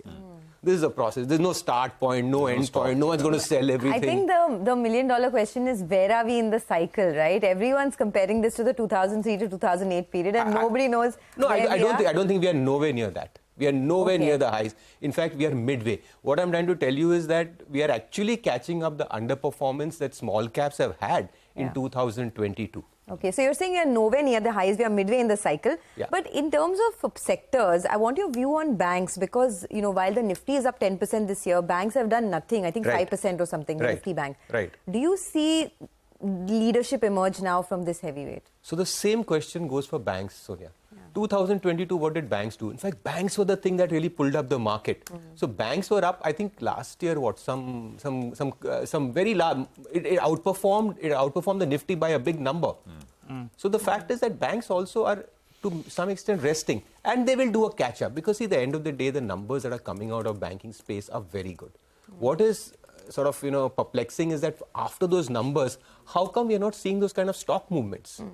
The major contributor to the Nifty earnings are banking. And why is banking not driving? So the fact is that banking had already run up in anticipation of these numbers. Now the market is looking for something incremental. And as I think as incremental stuff comes, I feel that banks will do. Look at NBFCs. Again, I'm stretching the definition of banks and financials. You'll find that a lot of NBFCs are doing very well. The NBFC index, if we had one, would have outstripped most of these guys by miles. So I feel that, just because things have moved up, we need to really look at it not from 6 months point of view. Look at it from 2 years, 3 years point of view. Some things that run up like PSUs. Because PSUs didn't do well for a decade yet. Ask anybody who's been in the market for 10, 20 years and all swore never to touch PSUs, because so many times, you had stop starts and disappointments. And what actually PSUs is doing is what they have not, or what they fail to deliver. So I think markets tend to be, excesses happen, it happens on both sides, then catch-ups happen. But if you view it as a process, I think as far as the process goes, I don't think we are at like a bubble top or something. Look at it in a longer term perspective, things are still promising. Okay, good to hear that, Atul. And what about, the Nifty? I think when you joined us in the past, you've said 21,500. That's the target you're looking at. Right. How soon do you think we get there? We've got plenty of momentum with us, so I ask you that. And also the other one I want to ask you about Brent crude. That surprised everyone. Yeah. It's at around $90 per barrel.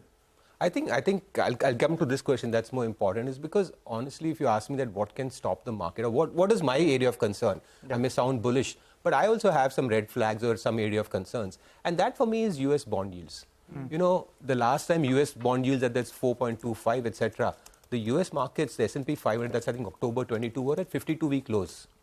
So you realize that there is a tendency of bonds and equities to be inversely correlated. Bond yields have again gone back to 4.25, 4.3. In fact, they're nudging to make new highs. And equities continue. So my big risk, or my big concern area is actually global. Because if bond yields take off, we all felt early that, okay, that this is kind of the peak of the rate cycle is there behind us, and now the Fed would start cutting by the end of the year.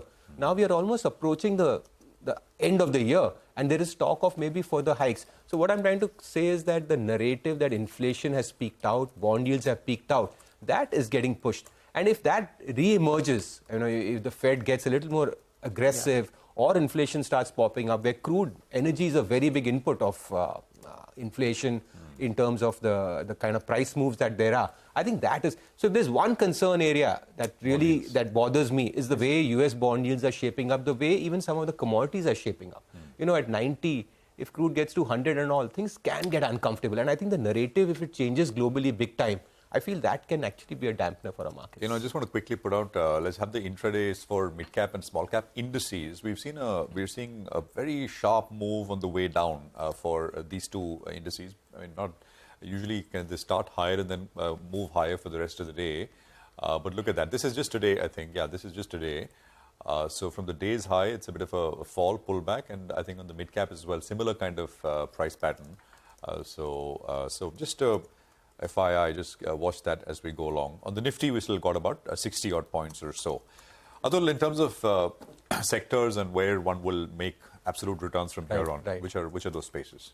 I still think that the things that are linked to, your capital goods, engineering, electrical equipments, we've been talking that's the way we are positioned in our PMS. It's more domestic driven. For many years, the market was focused on those few stocks, which definitely were outward focused, export, some of the large IT names, or some of the very high quality names. I feel that trend has really changed in the last few years.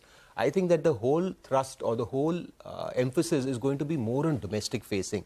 When the world is looking towards India and where growth globally is a little questionable, I feel that domestic driven sectors, and as I said, we love electrical equipment, they're moved up. We know that. We like engineering. We still like defense. So wherever these stocks are backed by numbers, because that there is never a compromise on. If they're backed by good earnings and numbers, yes, they may have gone up, but I don't think that the party is over. I still think that there is a more upside remaining. So that's the kind of view that there is. So I'm just trying to share with you that, hey, you know what, it's not that we are in bubble and it's over, you should sell and exit. It's a process. It's a process. The markets can correct. Yeah, they can correct 3-5%. Things will happen. And that's healthy. It's always healthy. But when you look at, you're talking about India's decade, etc., you realize that these are going to happen. Yeah? And in our life today, we're 20,000 and celebrating. Yeah. How many times you've seen the market down and pessimism, etc. But net, I think you move on. Yeah, you move on. And at the end of the day, all these targets that we give, the number is not so important. The important part is the direction. Yeah. And if your direction is right, if you're invested, you're invested in the right stocks, I think that this is probably one of the most interesting, best investments in this country. Yeah. Okay. As they say, time in the market is more important than timing the market. Time, and also right? I think you've got to play it well. You have to have a process here. So, even time in the market, 2,000 stocks have got delisted here. Yeah. So if you had a lot of patience with them, you would have got killed. The important thing is the process. I just want to mention, by the way, since we're talking about, this bull phase and everything, the mid-caps are in the red now. So a little bit of caution is always good, right? I mean, the index is down 120 points, the mid-cap index. It's down about 0.2%. So just want to pull up that index for you. But there is... By the way, he said, what do you say, when to hold it? I was reminded of Nigel Kenny Rogers. Which one is it? Gambler. Know when to hold it, know when to... What are these archaic songs that you guys listen to? His generation. His generational Kenny Rogers. Wow. Okay, but there is definitely a FOMO feeling amongst the retail investors, right? Now when you step out, people are talking about, 20,000, but I missed out. What do I do? Right. At this point, when retail starts to come in, what is your advice to them on people who've missed out on the rally? No, it happens. Clients call up for top-up, new accounts. But the fact is that, as I said, that it's about the direction, Sonia. You have to accept that you will come in, yes, at these levels, the risk-reward is not what it was 6 months ago. The risk-reward is not what it was 6 months ago. But the fact is that if you're able to stomach a little bit of volatility, maybe there's a 3%, 5%, whatever. It can happen at any points in time. But more important is the process. Yeah. The more important is the direction. The more important is that we are at 20,000 after correcting 30-40% 2 years ago. So I feel that if you are mentally prepared and have a process for equities, it's a marathon. It's a marathon, simple as that. It's not a sprint. And that's what most people view it, most people retail. But then they go through it, they get burnt a couple of times, and then they realize what investing is all about. So I strongly feel there's a process. We are a part of the process. I don't think we are at the top. Just choose good shoes. I mean, good stocks, right? I mean, for the that's marathon. the only thing for the marathon, and I think you'll be fine. Save your knees. Thank you very much, Atul, for joining us. It's a pleasure having you with us here on the program. Well, you know, in line with getting you more opinion on markets, we have someone who looks at India from a slightly outside perspective. So now we have Rahul Chadha, Chief Investment Officer at Mirae Asset Global Investments, joining us. Now, Mirae has about actually closer to $6 billion in Asian equities, and they've got a little over $1 billion in Indian equities invested. Rahul, great to have you with us here. Pleasure. You know, I want to start with what we were talking with Atul here. Are things in the mid, small, and actually especially micro caps getting a little overheated and a little overdone, in your opinion? Absolutely. Again, look, we all believe in the resilience of the India story, and India has been an overweight for us for last 5 to 7 years. What the policymakers have done over last 7 to 8 years is commendable in terms of the digitization, in terms of the infrastructure rollout, GST, etc. That's coming in the superior growth rates we're enjoying. And that kind of explains the resilience of the market versus what's happened in the rest of the Asian peers. But I think this move in mid-small caps, up nearly 35 to 40% since last 6 months, when globally Fed is tightening, balance sheet is contracting, would be a bit worrisome. And we've seen time and again. I think the momentum in India, it happened in 2007-8 also, carries a bit longer, but that would be a cause for concern.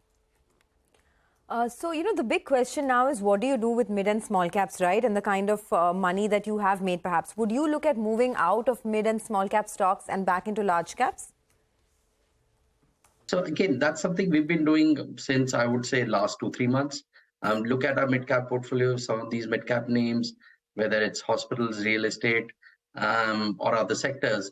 Look, we've owned them for 5-7 years, but look, valuations look kind of fairly full here. So what we're doing is top slicing probably 10-15% and moving that to large caps. So large caps which offer value would be financials, some select consumer, and even IT for that matter. Rahul, but some make the point that, and Atul earlier was making that same point, that mid caps and small caps are actually only making up for lost time, right? After all, they started participating only from March. I mean, the lows in March. What's the pushback to that argument? So if you look at longer time frames, let's say 5-10 years, and with, let's say, a nominal GDP of 10% plus, I'm sure there are going to be so many opportunities in small mid caps, etc. These small mid caps would eventually grow to become large caps, and that's what we've seen over the last 10 years. But along the way, there are going to be sharp pullbacks also. So it depends on the time horizon. If somebody's got a time horizon of 3 years and doesn't mind 20-30% pullback in small mid caps, then one can stay invested. But like the way we see in markets, so much of this position in market for retail investors is held through derivatives, and that's a levered position. I think there, if you get a 20-30% correction, it can wipe off a lot of gains or capital. And this kind of an, I would say, advice is more for those people who are levered, who are playing the options, rather than people who have a 5 to 10 year time horizon. You know, okay. Any thoughts on something like HDFC Bank? I mean, despite the bank nifty coming back in a big way, I mean, for the last couple of days, HDFC Bank continues to underperform. What would you do here? So HDFC Bank, again, we all know it's a great company, and I think somewhere this is the merger or the consolidation kind of an thing which is kind of going through as banks tries to build up the low cost deposits. That's where a bit of an underperformance is coming. Investors wait for better clarity on execution, but fairly confident that in next 2 or 3 quarters, as the bank catches up on growth with peers, as the bank kind of provides for some of these assets from the legacy mortgage book, etc. Again, the underperformance should be a thing of past. underperformance in HDFC Bank should be a thing of past. Got that. Rahul, apart from HDFC Bank in financials, right, since that's about 40% of the Nifty weight, what are your top ideas? So we continue to like ICICI, HDFC, Access, the private sector banks. I think this is where we would be, and selectively once we have a reasonable amount of corrections, or once there is a clear visibility of interest rate cuts, one can look at NBFCs also. But our view here is that near term we'd be cautious on markets because look, RBI is not going to ease till the time Fed eases. Most people are expecting easing to happen somewhere in 23. I think it's more of H2 2024 story. And that's where markets are vulnerable to pull back. And look, Nifty has a close correlation with the US markets. And as US markets kind of face this pressure of slowing economy, kind of a weak earnings, and then continued Fed tightening, I think those markets are ripe for a pullback. And should that happen, that's going to translate domestically for the Indian markets also. So your view is that global equities and US equities in particular are due for a bit of a pullback? Is that how you're thinking? I think over next 6 months, we'll see a pullback in global equities. You look at the economic data which is coming out of Eurozone, that's a fairly weak data. US also, if you look at the employment figures, I think those numbers have been revised downwards. The money supply is kind of collapsed, fairly weak for the second quarter. So all that is going to result in weak economic data and earnings for US, and that's where the markets there are vulnerable for a pullback. And a similar thing translates into weaker export growth for India also.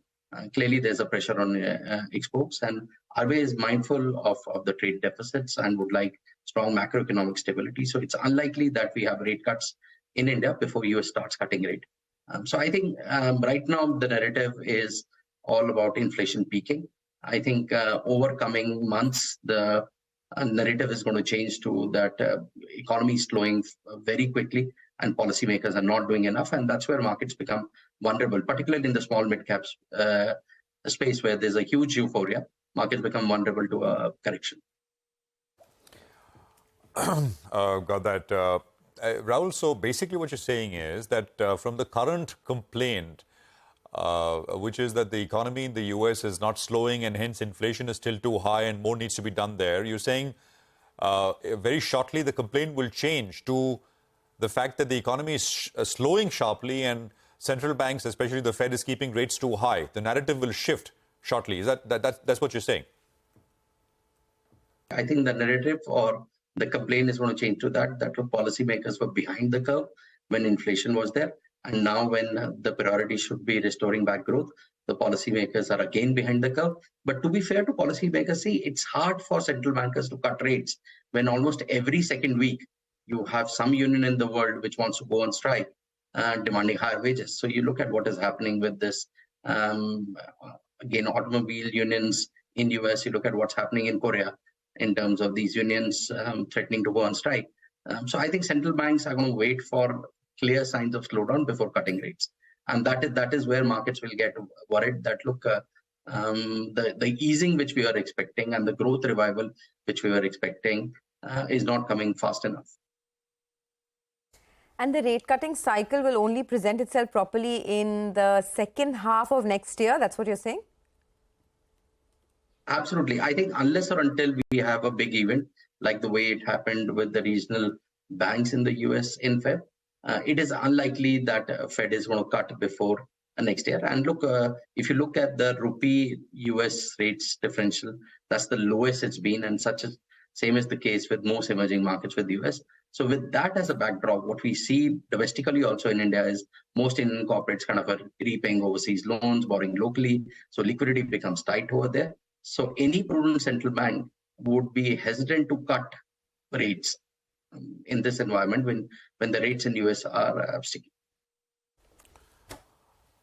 Rahul, let's talk about consumer demand in India.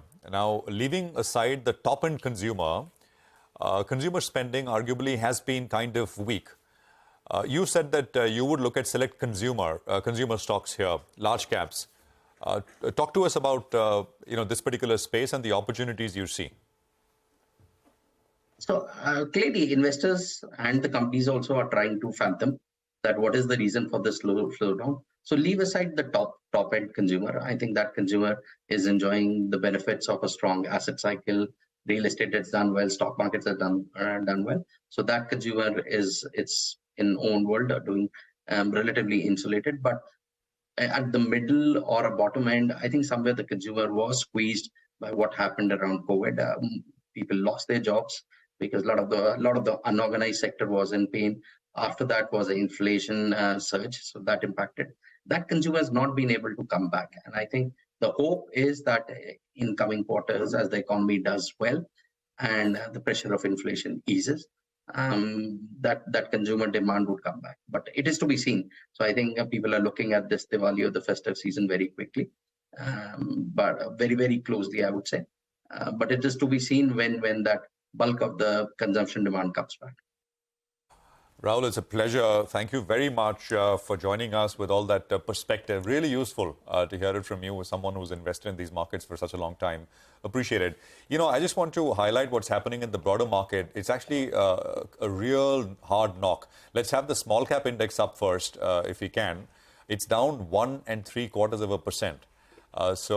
And you know, it's eerie because for the last so many days, we've had, starting from Pankaj Tibrewal a couple of days back, you know, yesterday, actually all of them, Sunil unambiguously saying that maybe, Sunil Singhania, that is of Abacus, saying that he'd move to large caps from mid caps, at least, you know, incrementally from here. It's not a sell call or anything of that sort. Vijay Kedia sort of advising caution. And you also had Nilesh Shah, of course, making that same point, like Pankaj from Kotak earlier. And of course, Rahul unambiguously saying that for the last 2-3 months now, they've been trying to move a little bit into the large caps where there is more valuation comfort after the run-up that we've seen. Look at that. Almost a 2% cut now on the small cap index. And I just want to use this opportunity to talk about stocks, right? It's a sharp reversal. Let's start with RVNL and let's have these stocks up. RVNL is at about 177, which means it's down 6% on the day from yesterday's close. It's down, I think, over 10% from the day's high. Look at Mazgaon Dock. It's down 5.5% from the 5.5% today, and I think down almost 8% from the day's high. Look at you got Cochin Shipyard, which is down 7%. Cochin Shipyard will come up on your screen. There is Bombay Stock Exchange, which is down 6%. These are, mind you, these are large cuts for a single day. We're early into the session, but the point is they've done very, very well. I have to have that context. Railtel is another one which is down 8.5%. It'll come up on your screen. There is GMDC, which is coming up with a 6% cut, 273 on GMDC. Garden Reach is down about 6%. Stocks at about, 843. Garden Reach Shipbuilders. There is NBCC, which is down 5%. Bajaj Hindustan is down 9%, actually almost a full 10% right now. Tube Investments is down 5%. Shipping Corporation is down about 6%. Texmaco Rail is down about 8%. HCC, Jupiter Wagons, HBL Power, and so many others, which are easy down between 5 and 7% or so. And the market breadth, overall NSE market breadth, is completely swung the other way. So if you can have the NSE advanced decline ratio, you'll know what I'm talking about. So yeah, there you go. Look at that, crisscross. And it's very dramatic. 2,300 stocks are down and about just under 500 stocks are actually higher at this point. Sonia. You know, if you look at the valuations, right, the Nifty is currently trading at 20 times current PE and the 10-year average is about 18 times. So the Nifty is still slightly higher than its 10-year average. But look at the small cap index. It's trading at 20 times currently, the PE, the price to earnings, and the 10-year average is around 16.5 times. So there is absolutely no valuation comfort in the small cap index. Even in the mid caps, the mid cap index is trading at about 25 times compared to its 10-year average, which is at 20 times. So there is a lot of valuation discomfort in mid and small caps. And the only place where the valuations are below its 10-year average is the Nifty Bank. The Nifty Bank is currently trading at 14 times. The 10-year average is about 16 times. So, just something to keep in mind that there is definitely some valuation discomfort here. But let's move on. M&M Financial is in focus. Disbursals for the month of August was up more than 17% on a year-on-year basis. The total assets have also zoomed 27%. Ramesh Iyer, the Vice Chairman and Managing Director at M&M Financial Services, joins us now. Mr. Iyer, thanks for joining us. You know, in the month of August, the disbursals on a year-on-year basis went up 17%, but month-on-month it was flat. Just tell us what the trend is looking like over the next couple of months. And where do you think you can end the year with as far as disbursal growth is concerned? So the best part of the year is yet to come, right? I mean, the festival seasons are the best part of the market that we work in. And again, historically, we've seen the second half is far, far superior to the first half. So I think the best is yet to come so far as we're concerned in terms of disbursement for future is concerned. Year on year, growth obviously is very, very good. For the first time, we are seeing even in the first half, this country. I can't hear you very well. I think there's some issue with your audio. So I'm just going to try and repatch that line. But you're saying the best is yet to come in terms of, you know, disbursal growth. So on the back of this 17% growth that you've seen in disbursals this time, I'm interested to note, to understand from you what the growth will be for the full year. So just trying to look at that. Year to date, actually, disbursals are up 23%. I think he's back with us. Mr. Iyer, I couldn't hear that final part, but if you're saying that the best is yet to come for the business, what are you looking at by the end of the year? Because year to date, disbursals are up 23%. You're sitting on a base of around 21,000 crores. Where do you think you can end the year in terms of growth?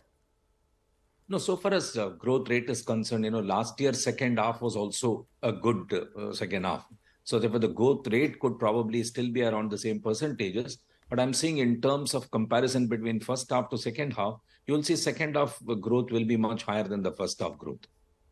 And the festival season is yet to open up. The monsoon is catching up, so I'm reasonably sure that that will end up positive. Put the two together, I think the rural market will definitely show positive sentiments for the second half growth. All right. Mr. Iyer, do you want to put a number to it for the year?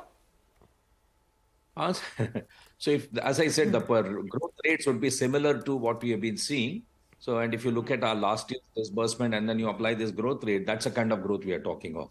But give us that number. Is it going to be mid-teens? Very easily. Or is it better than that? I mean, just looking for a range at least.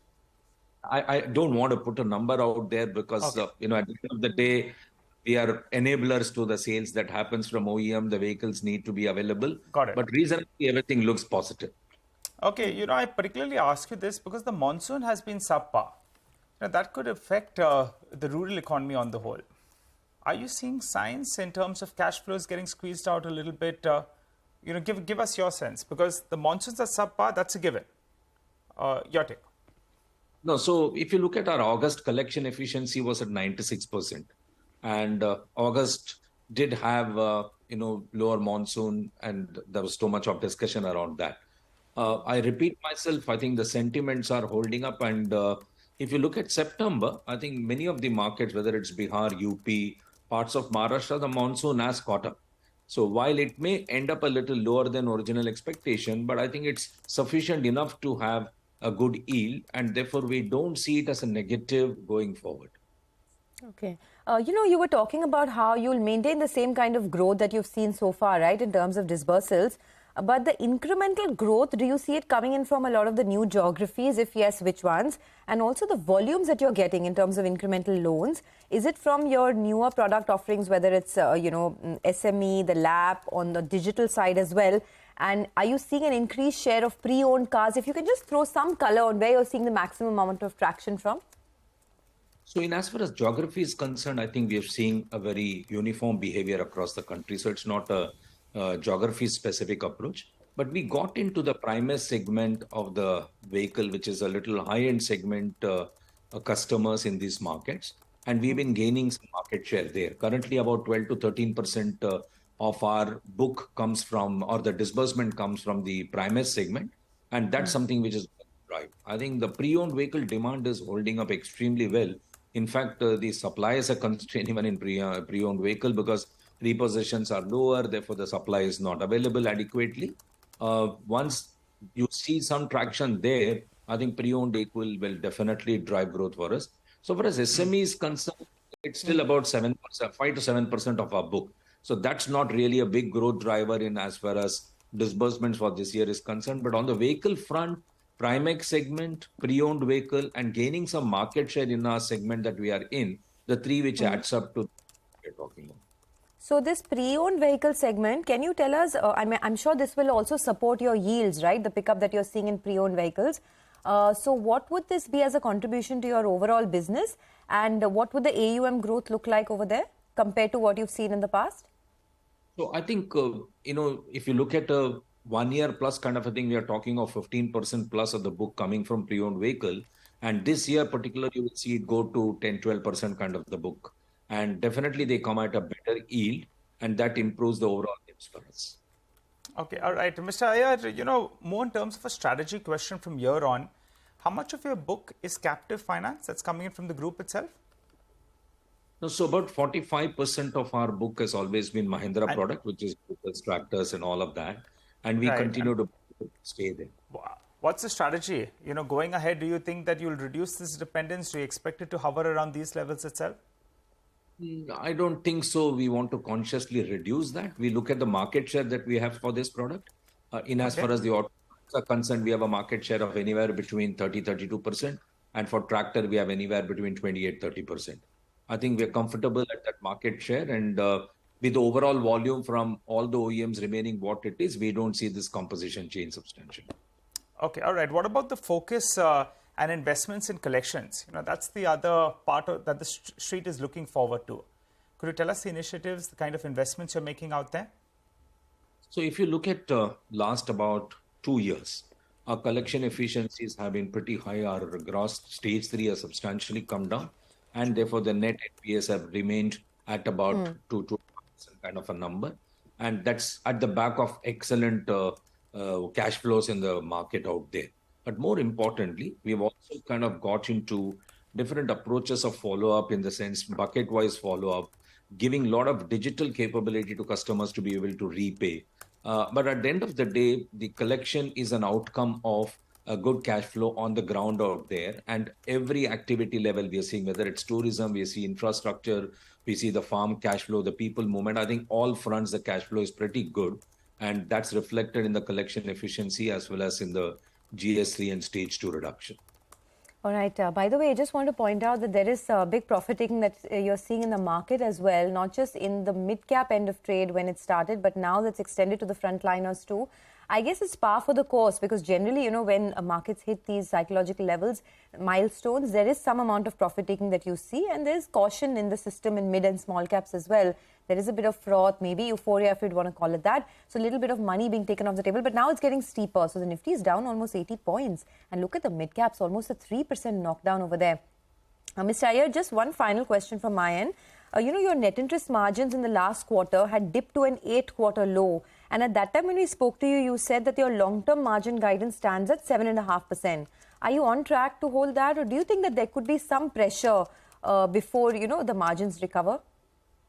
So the net interest margins are an outcome of three things, right? One is the borrowing cost still remaining where it is. So no sooner we start seeing the borrowing cost starts to come down, since our lending rates are fixed, you will start seeing improvement to margin. Two is it's also an outcome of a product mix. As I said, we've increased our product mix when it comes to the Primex, and they come at a little low rate, but they also come at a low cost of operation and low credit cost. Therefore, at the ROA level, we won't see the pressure. And the third is, as we start improving our pre-owned vehicle numbers, you'll start seeing improvement. So therefore, on a little 1 year kind of a range, if you look at, we are holding on to our net interest margin levels of 7.15, 7.2 kind numbers. Temporarily, you see this dip because of this mix. And as the rate starts to correct, you'll start seeing the benefit. There is a 20 basis point lag that we are yet to pass on to consumers, which we believe that we would do so in the next couple of months. Okay, well, Mr. Iyer, we'll leave it there. Thank you so much for joining us. It's always a pleasure having you with us here on CNBC-TV18. You got the market, which is down 72, 73 points now on the Nifty. And you got the Nifty Bank, which is also corrected sharply. The index will come up 0.25% lower on the Nifty Bank as well. That is about 120, 121 points. But this compares, this is nothing compared to the 3.5% cut on the small cap index. 3.7% cut on the small cap index, and the mid cap index will come up. That is down about 2.5% as well. So, yeah, incredible rallies and a bit of a pullback, which is coming through. Actually, not a bit of pullback. For a single day, these are sharp reversals which are coming through. So, let's watch this in terms of how this develops from here on. We'll take a quick commercial break here. Rahul Sharma, Director and Head of Technical and Derivatives at M&M Financial Services, will be joining in on our special segment, Charting Trends. And I think it's pretty opportune time to talk to him about what's going on and what we're seeing out there on the screen. Stay with us.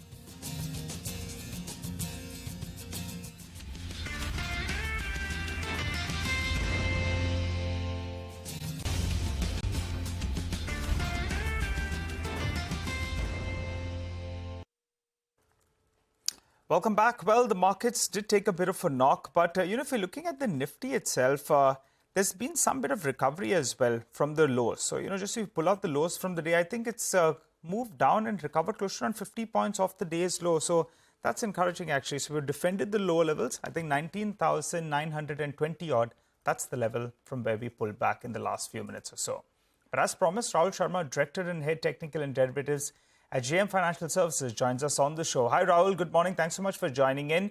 Well, today a bit of a down day, or maybe some kind of profit taking from the top. But the uptrend, you would say, is still intact? If yes, how do you approach the headline index? Yeah, good morning, Nigel. So probably the party in the mid and small caps has, just ended with the cut today.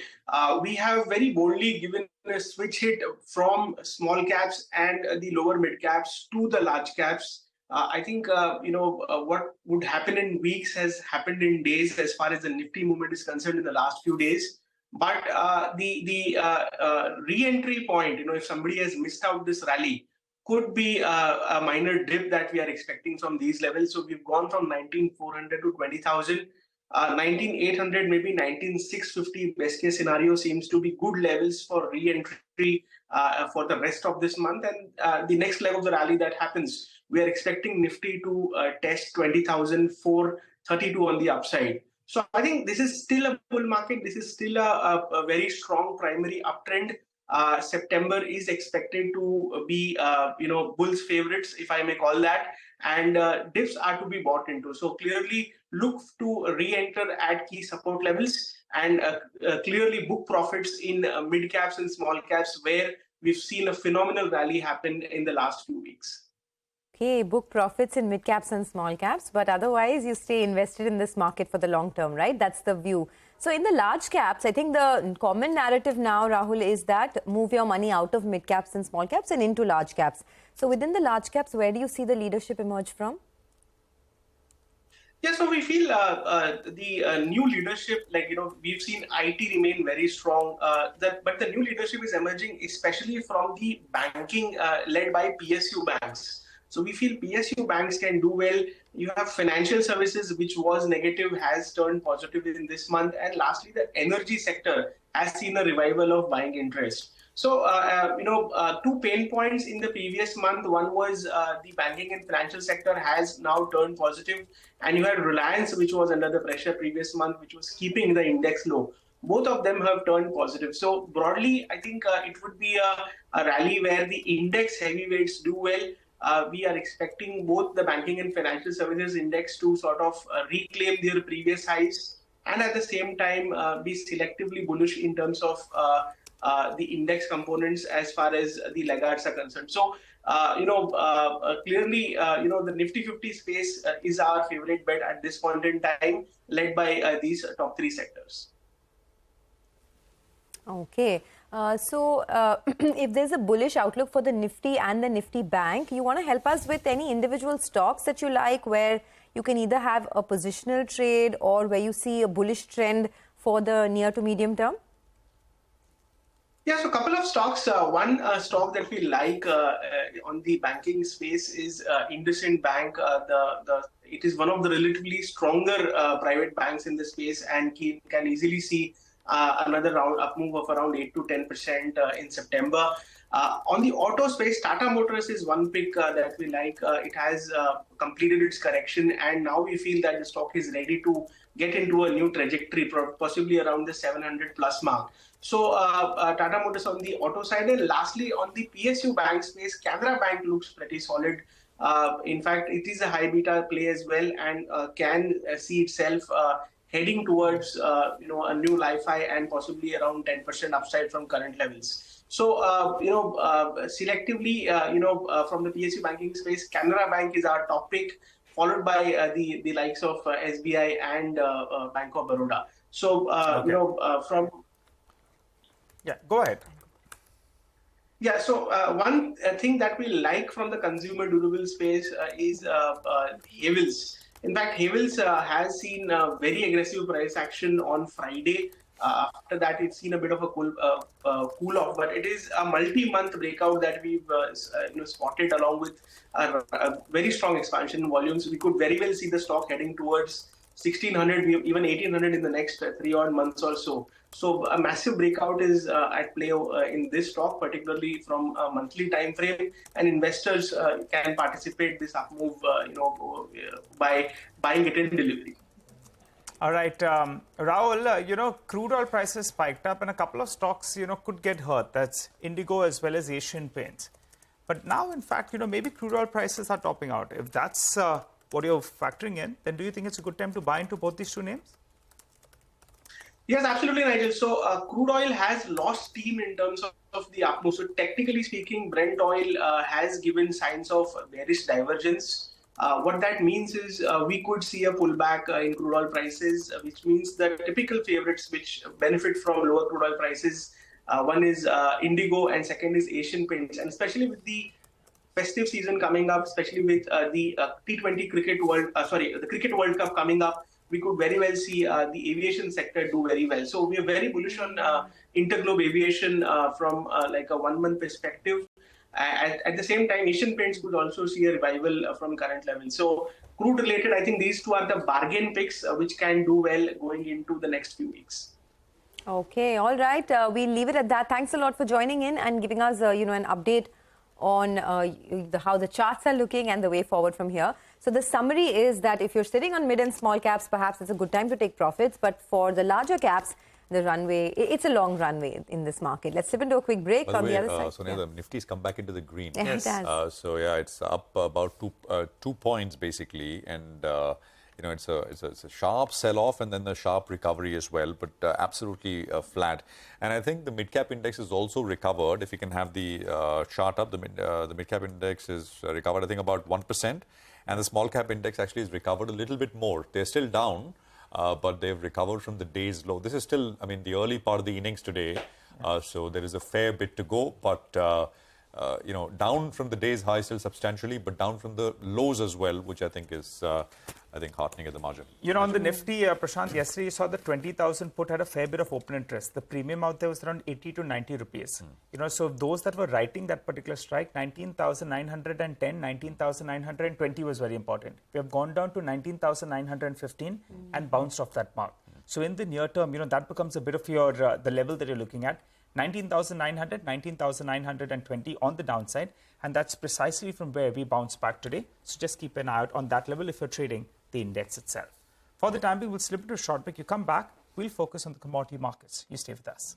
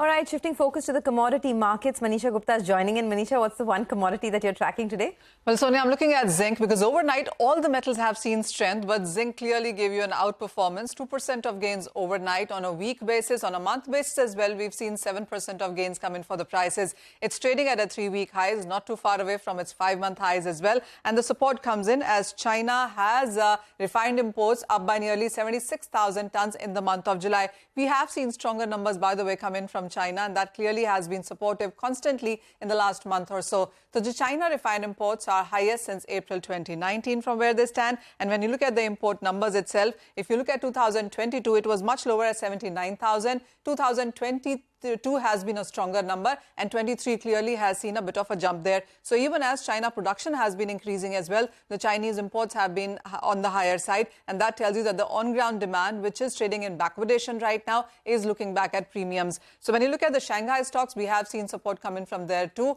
Shanghai stocks have been constantly declining. We stand at 43,000 right now, which is much lower than the March peak, and last year April was even higher. So as you can see, the Shanghai stocks are really minimal at this point in time. Take a look at the LME warehouses, which are holding strong. But here as well, the devil is in the details because the cancelled warrants stand at 64,000. This is that quantity that is already booked for outpay. So even as the number is strong, we are looking at here as well outflows from LME inventories also staying on the stronger side. Now, the next number is the Chinese refined zinc output, which has seen a decline in the month of August on a month-on-month basis. But the first 10 months of this year have seen 10% of gains in sense of production. So China really seems to be picking up on production. Europe, the numbers are still on the weaker side, and that could be supportive for the zinc prices going forward. The last chart should show you on how the prices have been in 2023 till now. We started this year stronger at 3,000. In the month of Jan itself, we went to 3,500 and then a sharp fall at 2,200 in the month of May. From those kind of levels, we seem to be picking up quite a bit. But even on a YTD basis, we are trading in the negative month on month. And from the lows of May, we are in the positive right now.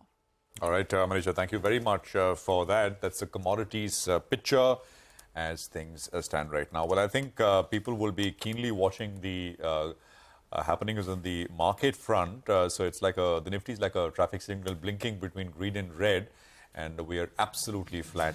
It's just been not even an hour, and we've seen such a large move down and then up. So fair bit coming through. We'll take a quick commercial break here. On the other side, our special segment, Indianomics. My colleague Lata will get chatting with an elite panel to decode the ambitious India, Middle East, Europe economic corridor, which was announced at the sidelines of the G20 summit. So that conversation, we'll take that forward. Stay with us.